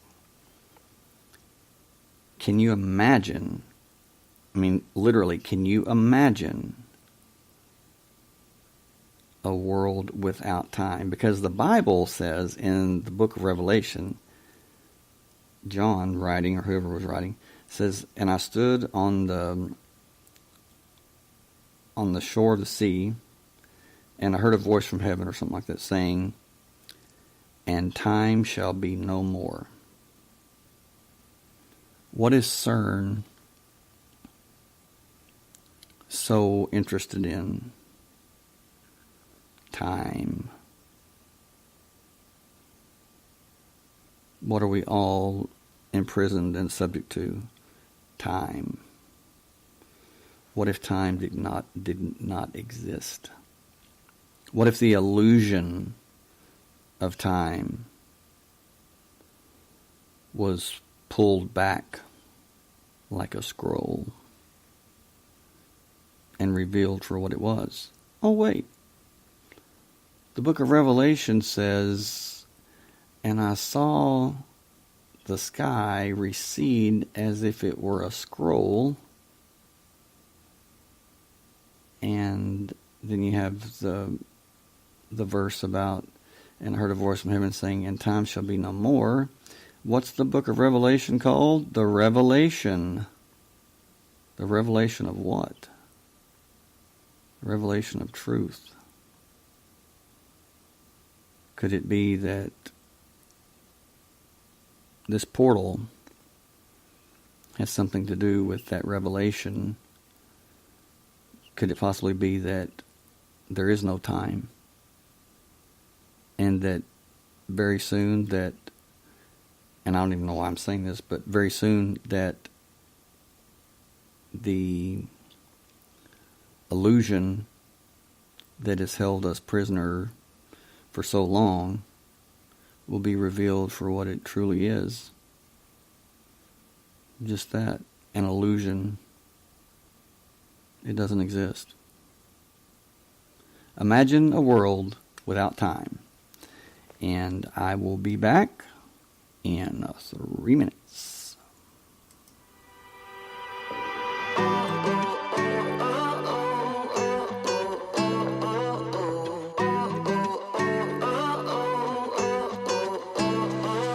Like a cold drop of rain coming down from a clear sky.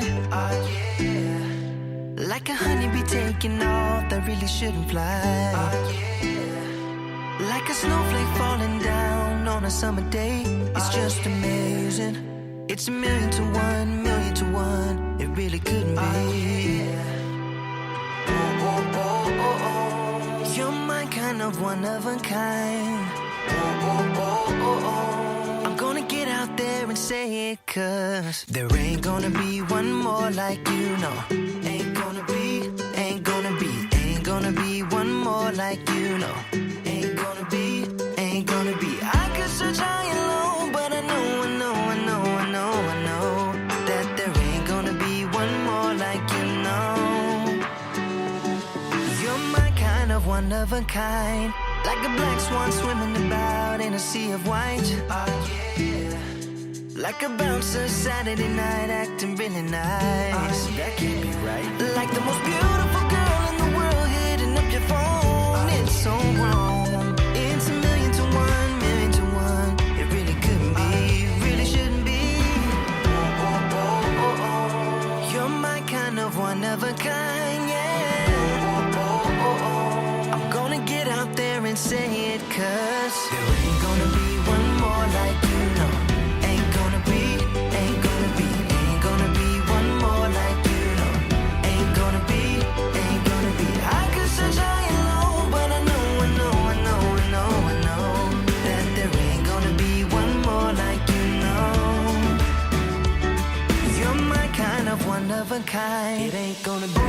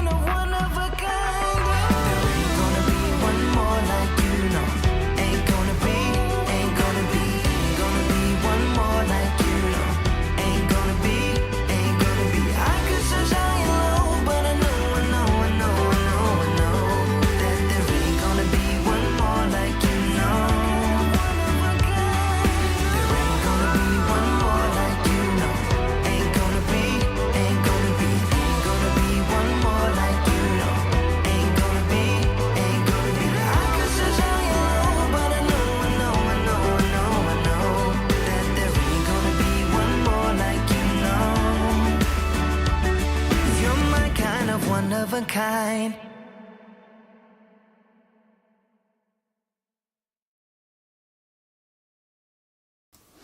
And I'm back. Anyway, so who is still with me on the chat?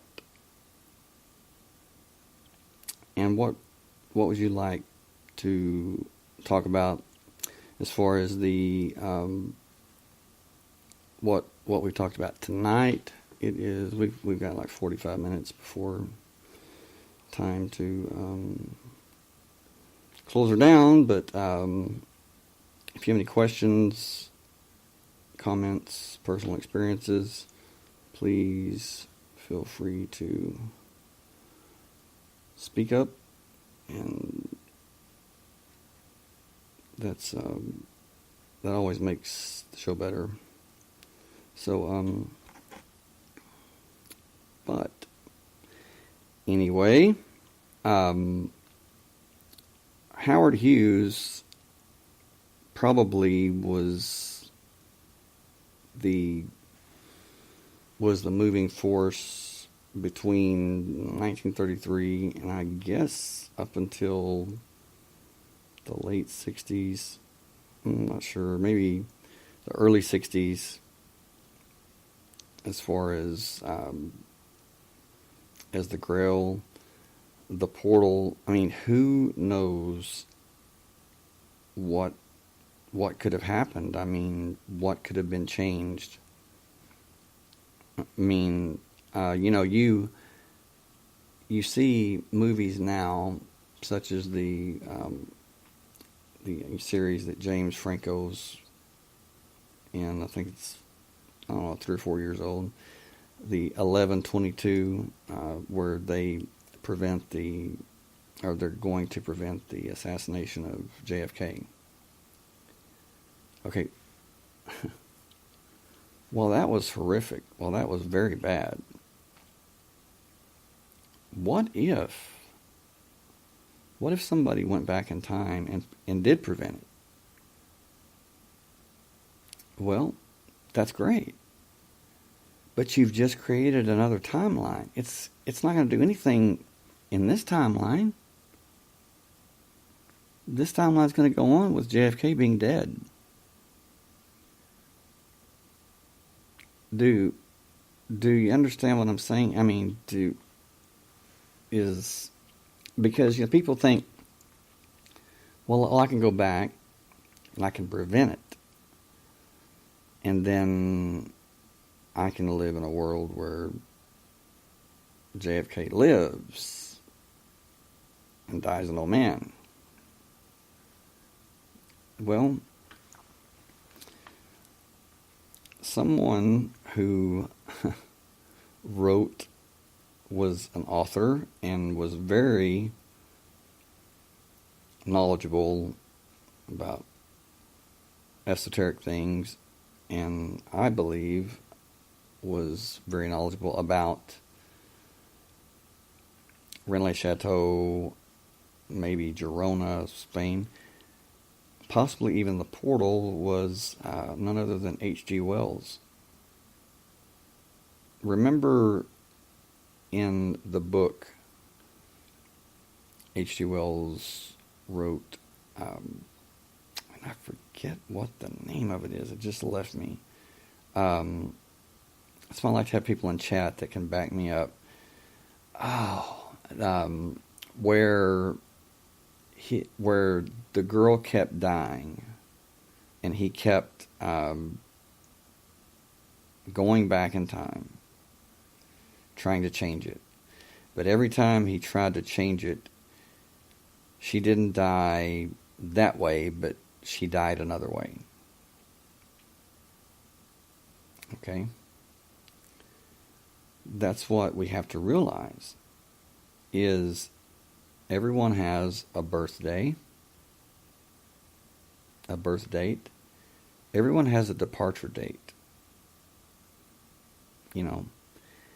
Yes, you may save someone from going a certain way, but you're not necessarily going to save them from going at their appointed time.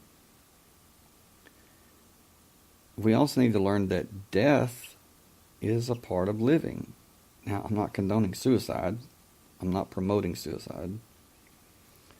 I'm just saying that when our body dies, it's not the end.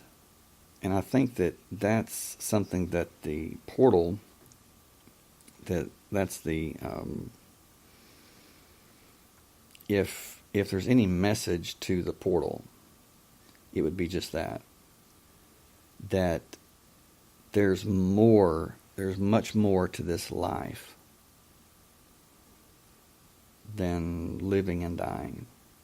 I mean, this, to quote, I forget the Christian singer, there's more to this life than living and dying.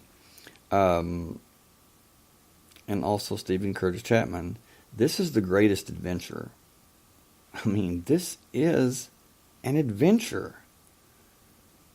Do you think that death can stop your adventure? I mean, your journey? It's like, Gandalf says in Lord of the Rings, death is just another path. I love the way he says that. Death isn't the end. Death is just another path. Gandalf, talk about a badass. I would hate to run into that grandpa. Man, he is a force to be reckoned with, But anyway,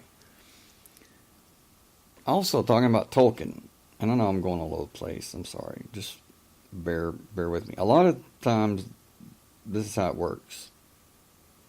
Go all over the place, and then boom, something resonates with someone, they say something, and that's why I really need the feedback from the chat room, but I'm not getting it, unfortunately. But Tolkien was very big on Middle Earth, you know. Well, France has the oldest, cave art, the oldest caves in the world. I believe Siberia would be close to that also, but it's the Great Bear, the constellation Arcturus was painted on the ceilings of the caves, and I believe it's the Lombrives. And there are so many caves, so many unexplored caves in France and Spain that, they've just not been, no one has reached the depths. Now, I do have a picture that something jumped out at me big time, just, and I'm going to share what I see in the picture. It's of I guess you would say, a modern day Indiana Jones. He's a journalist, researcher, and he is in France, and he's deep in one of the caves. And he doesn't even realize this, but he's standing there, and of course, the cave is dark. They're using flashlights and everything. And on his right-hand side, there is, it looks like a soldier that has had like molten lava poured over him. Well, not molten lava, but like wax poured over him. And only this is stone. This had to be lava. And I think I'm going to post it. I'm going to create a Facebook page for the Texarcist podcast tomorrow. And I'm going to post it on the Texarcist podcast page. And I want you, the listeners, to look and see if you see what I see. What I see is possibly a soldier wearing headgear, I don't know, some kind of headgear, with his mouth open, only this soldier is about 4 times the size of this man, this modern day man that's in the cave. And you have to really be watching. You can't be looking for it. Let it come to you. And when you look at it, you'll see it. If you don't, you don't. But don't go into it looking for it. I probably shouldn't have said anything, but try not to. Let it come to you, and when it does, you'll just be like I was. What? I mean, is this a joke? I mean, it's like plain as day to me. And I'm thinking about what the Bible said about the giants, the Nephilim, the watchers that bred, that impregnated human women and had hybrid giant offspring by them because they wanted children. And they couldn't have any because they were spirit. But they said, hey, we want a lineage. We want a legacy. We want to leave our name. And so they came down off of Mount Hermon, which is Mount Sion, S-I-O-N, instead of Z-I-O-N. The Essenes in the Holy Land, in Jerusalem, they talked, it's in the Dead Sea Scrolls, they talked about the sons of light and the sons of darkness, and how that there would be a war between the two. The portal, so far as I see it, is of light and of love. One can only look at Patrice Chaplin. You just feel this love and beauty, and I must say a sense of mischief. Kind of, it's cute, but light coming from her, and also Jose Terez, and I hope I'm pronouncing his name right. The man literally shines, just shines, and I've got a message. I messaged Patrice last night, and I don't know her. I'm hoping that she will reply. I would love to talk to her. She has, like I said, she's probably at least my mother's age, and she's been researching this, I believe, since she was 15 or 16, and here I am, going on over 18 years. So she's had a lot more experience. She's got a lot more knowledge, and she's had the first-hand experience. I mean, she's experienced it herself, and honestly, if I can, and if it works out, and I'm saying this now, I'm saying this February 26th, 2019, 1:30 a.m. Central Standard Time, here in Irving, Texas. This is Shane Moore, and I'm saying that if it works out, that I will go and I will do the work, and I will go through the portal if Patrice and Jose will guide me. I'll do it. I will go through the interdimensional portal.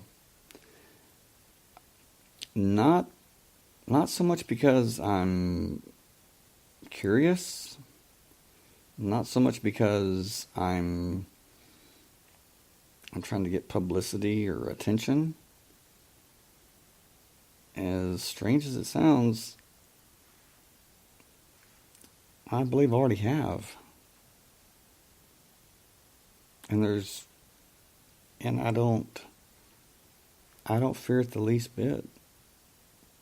I respect it, but I don't fear it. And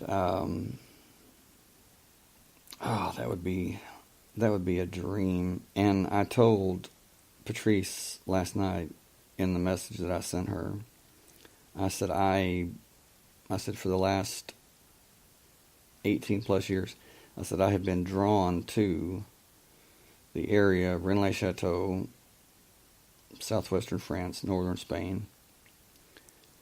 I said, and I said, I've been drawn there so strongly. I said, it's more than a dream. It's more than a pastime. It's more than a, passing phase. I said, it's more, I look at it as destiny or fate, like it's meant to be. And I don't want to get all philosophical and all serious and everything, but I really do. I really feel that. And I've told Mona the same thing. I've told my mother the same thing. I've told, I used to tell quite a few people that, but I've learned that kind of looked at a little bit crazy when you say things like that. But maybe I am. Maybe I'm not. But from what I have gathered, from what I've discovered, it's a gateway. It's a portal. It is a looking glass, shall we say. Alice in Wonderland. What did she do? She went through a portal. It's just, and you have to remember, H.G. Wells he used a lot of names around Rennes-le-Chateau in his books. A lot of place names, a lot of character names in his books. Van Gogh was another visitor of around the area of Rennes-le-Chateau. He chopped his ear off. I mean, people said, well, he was schizophrenic. Was he? And anyway, what's the deal with people that are schizophrenic? Are they crazy because they see and experience and have different experiences with different discarnate beings, because they hear voices, because they see what we don't? Does that mean they're crazy? I don't think so. Could it be that they're just tuned in to a station that you and I, or most people, can't access at the time? It's like I've always said too, don't ever tell a schizophrenic person that they're hallucinating or that it's not real. Don't tell me that if I was schizophrenic. Because if it's real to me, it's real. Whether or not it's real or unreal to you, it doesn't matter. If it's real to me, if it's chasing me, if it's talking to me, then damn thing's real, or real enough. And I think that many people are going to be surprised and probably maybe even frightened when I believe that the truth will be made known, that's exactly what happens with schizophrenic people. Also, people that do drugs,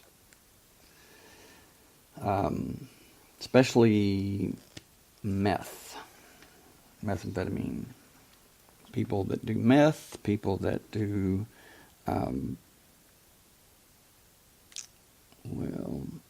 crack, but meth. Oh, meth is the one that I believe really tears down or thins the veil so much that the worlds,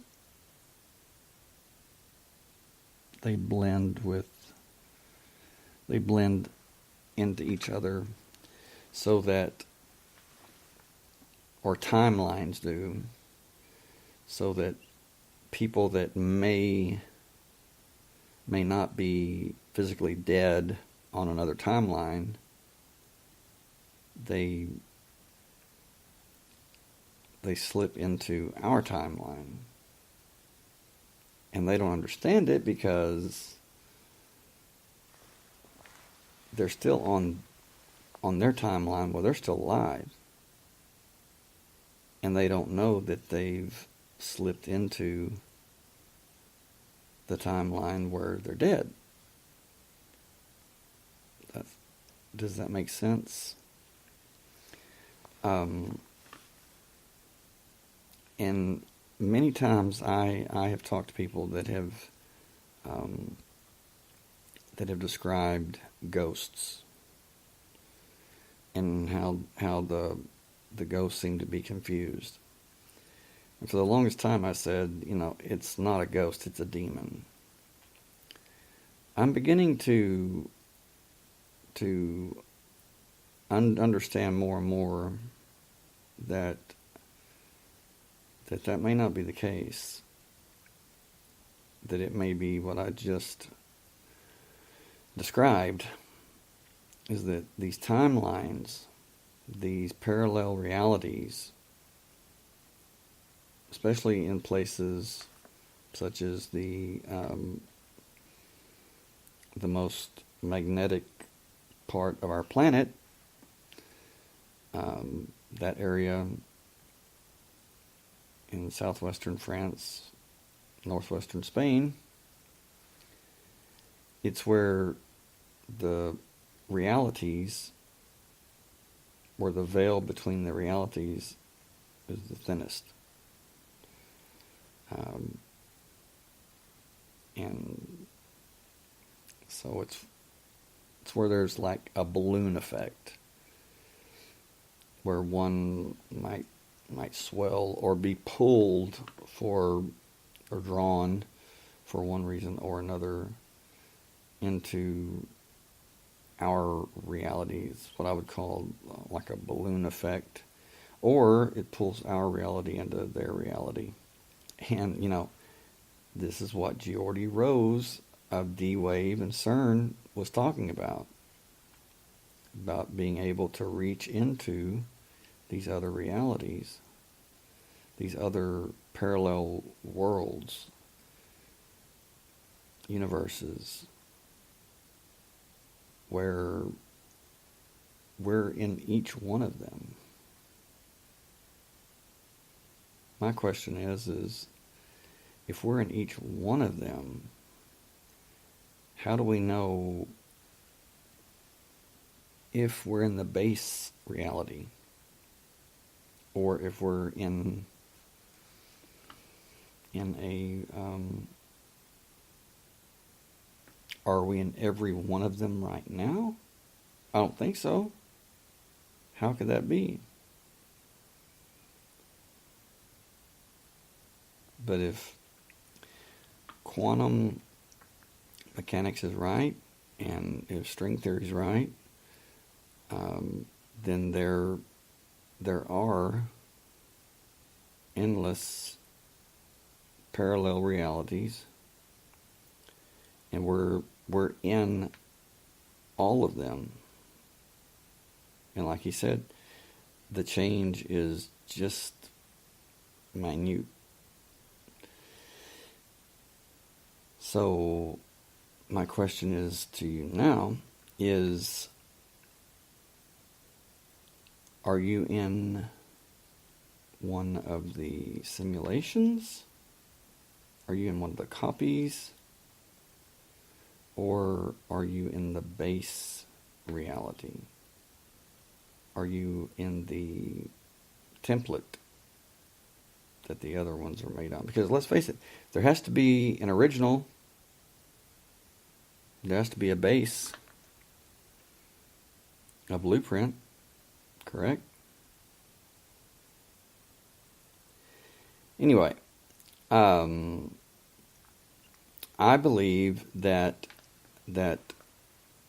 and I'm going to say this in closing because we've got like 20 minutes and no one, I think everybody's fallen asleep or something, but I'm just going to close with this.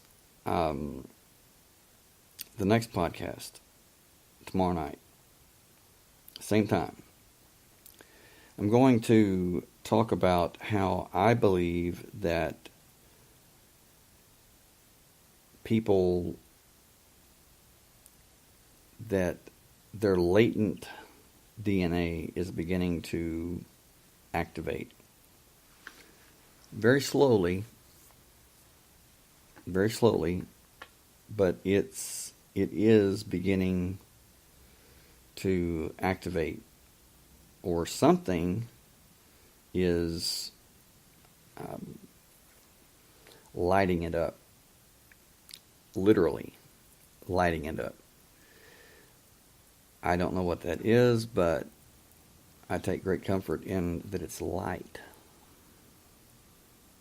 It would not be so great if it was darkness that was activating it. But it's light. And I believe that once it starts, it's going to be like, I don't know, like a forest fire. It just takes a little spark to get it going. And when it does, it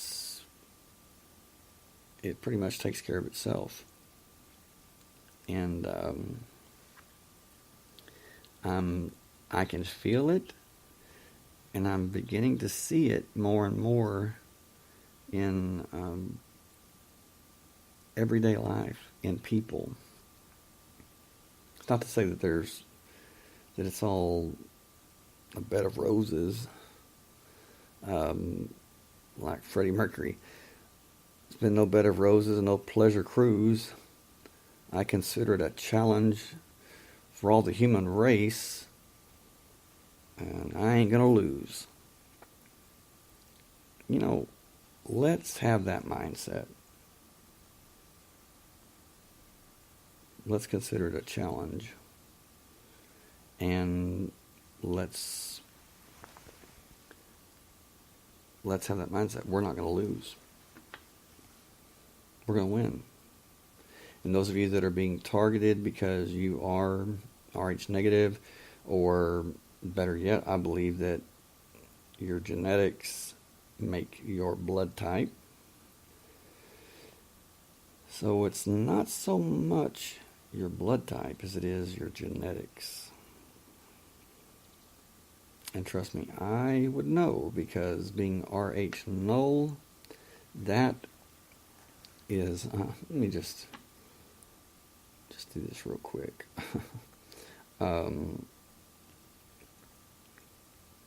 Is the, let's see.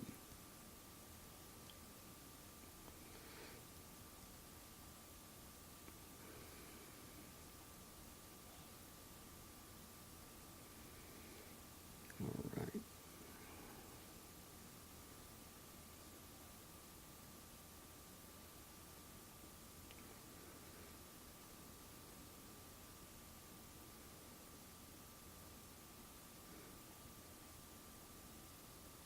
Well,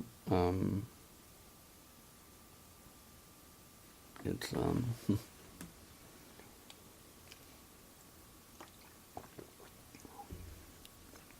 7 billion people on the planet, and I believe they said even people that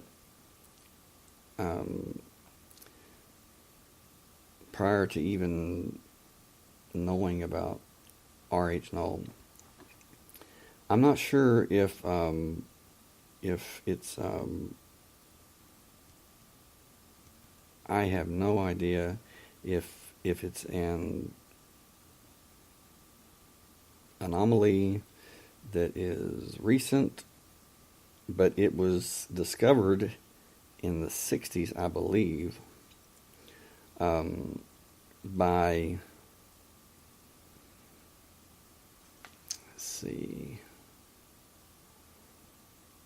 was the first discovery of it.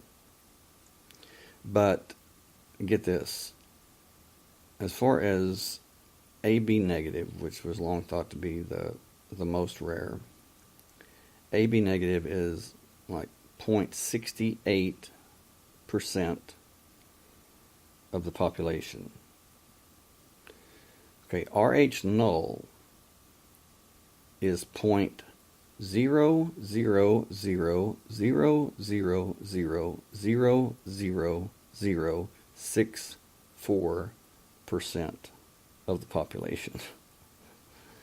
So that is, people say, well, my blood type is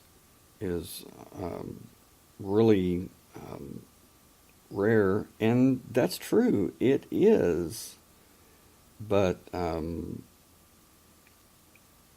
think about being one in like 45 people,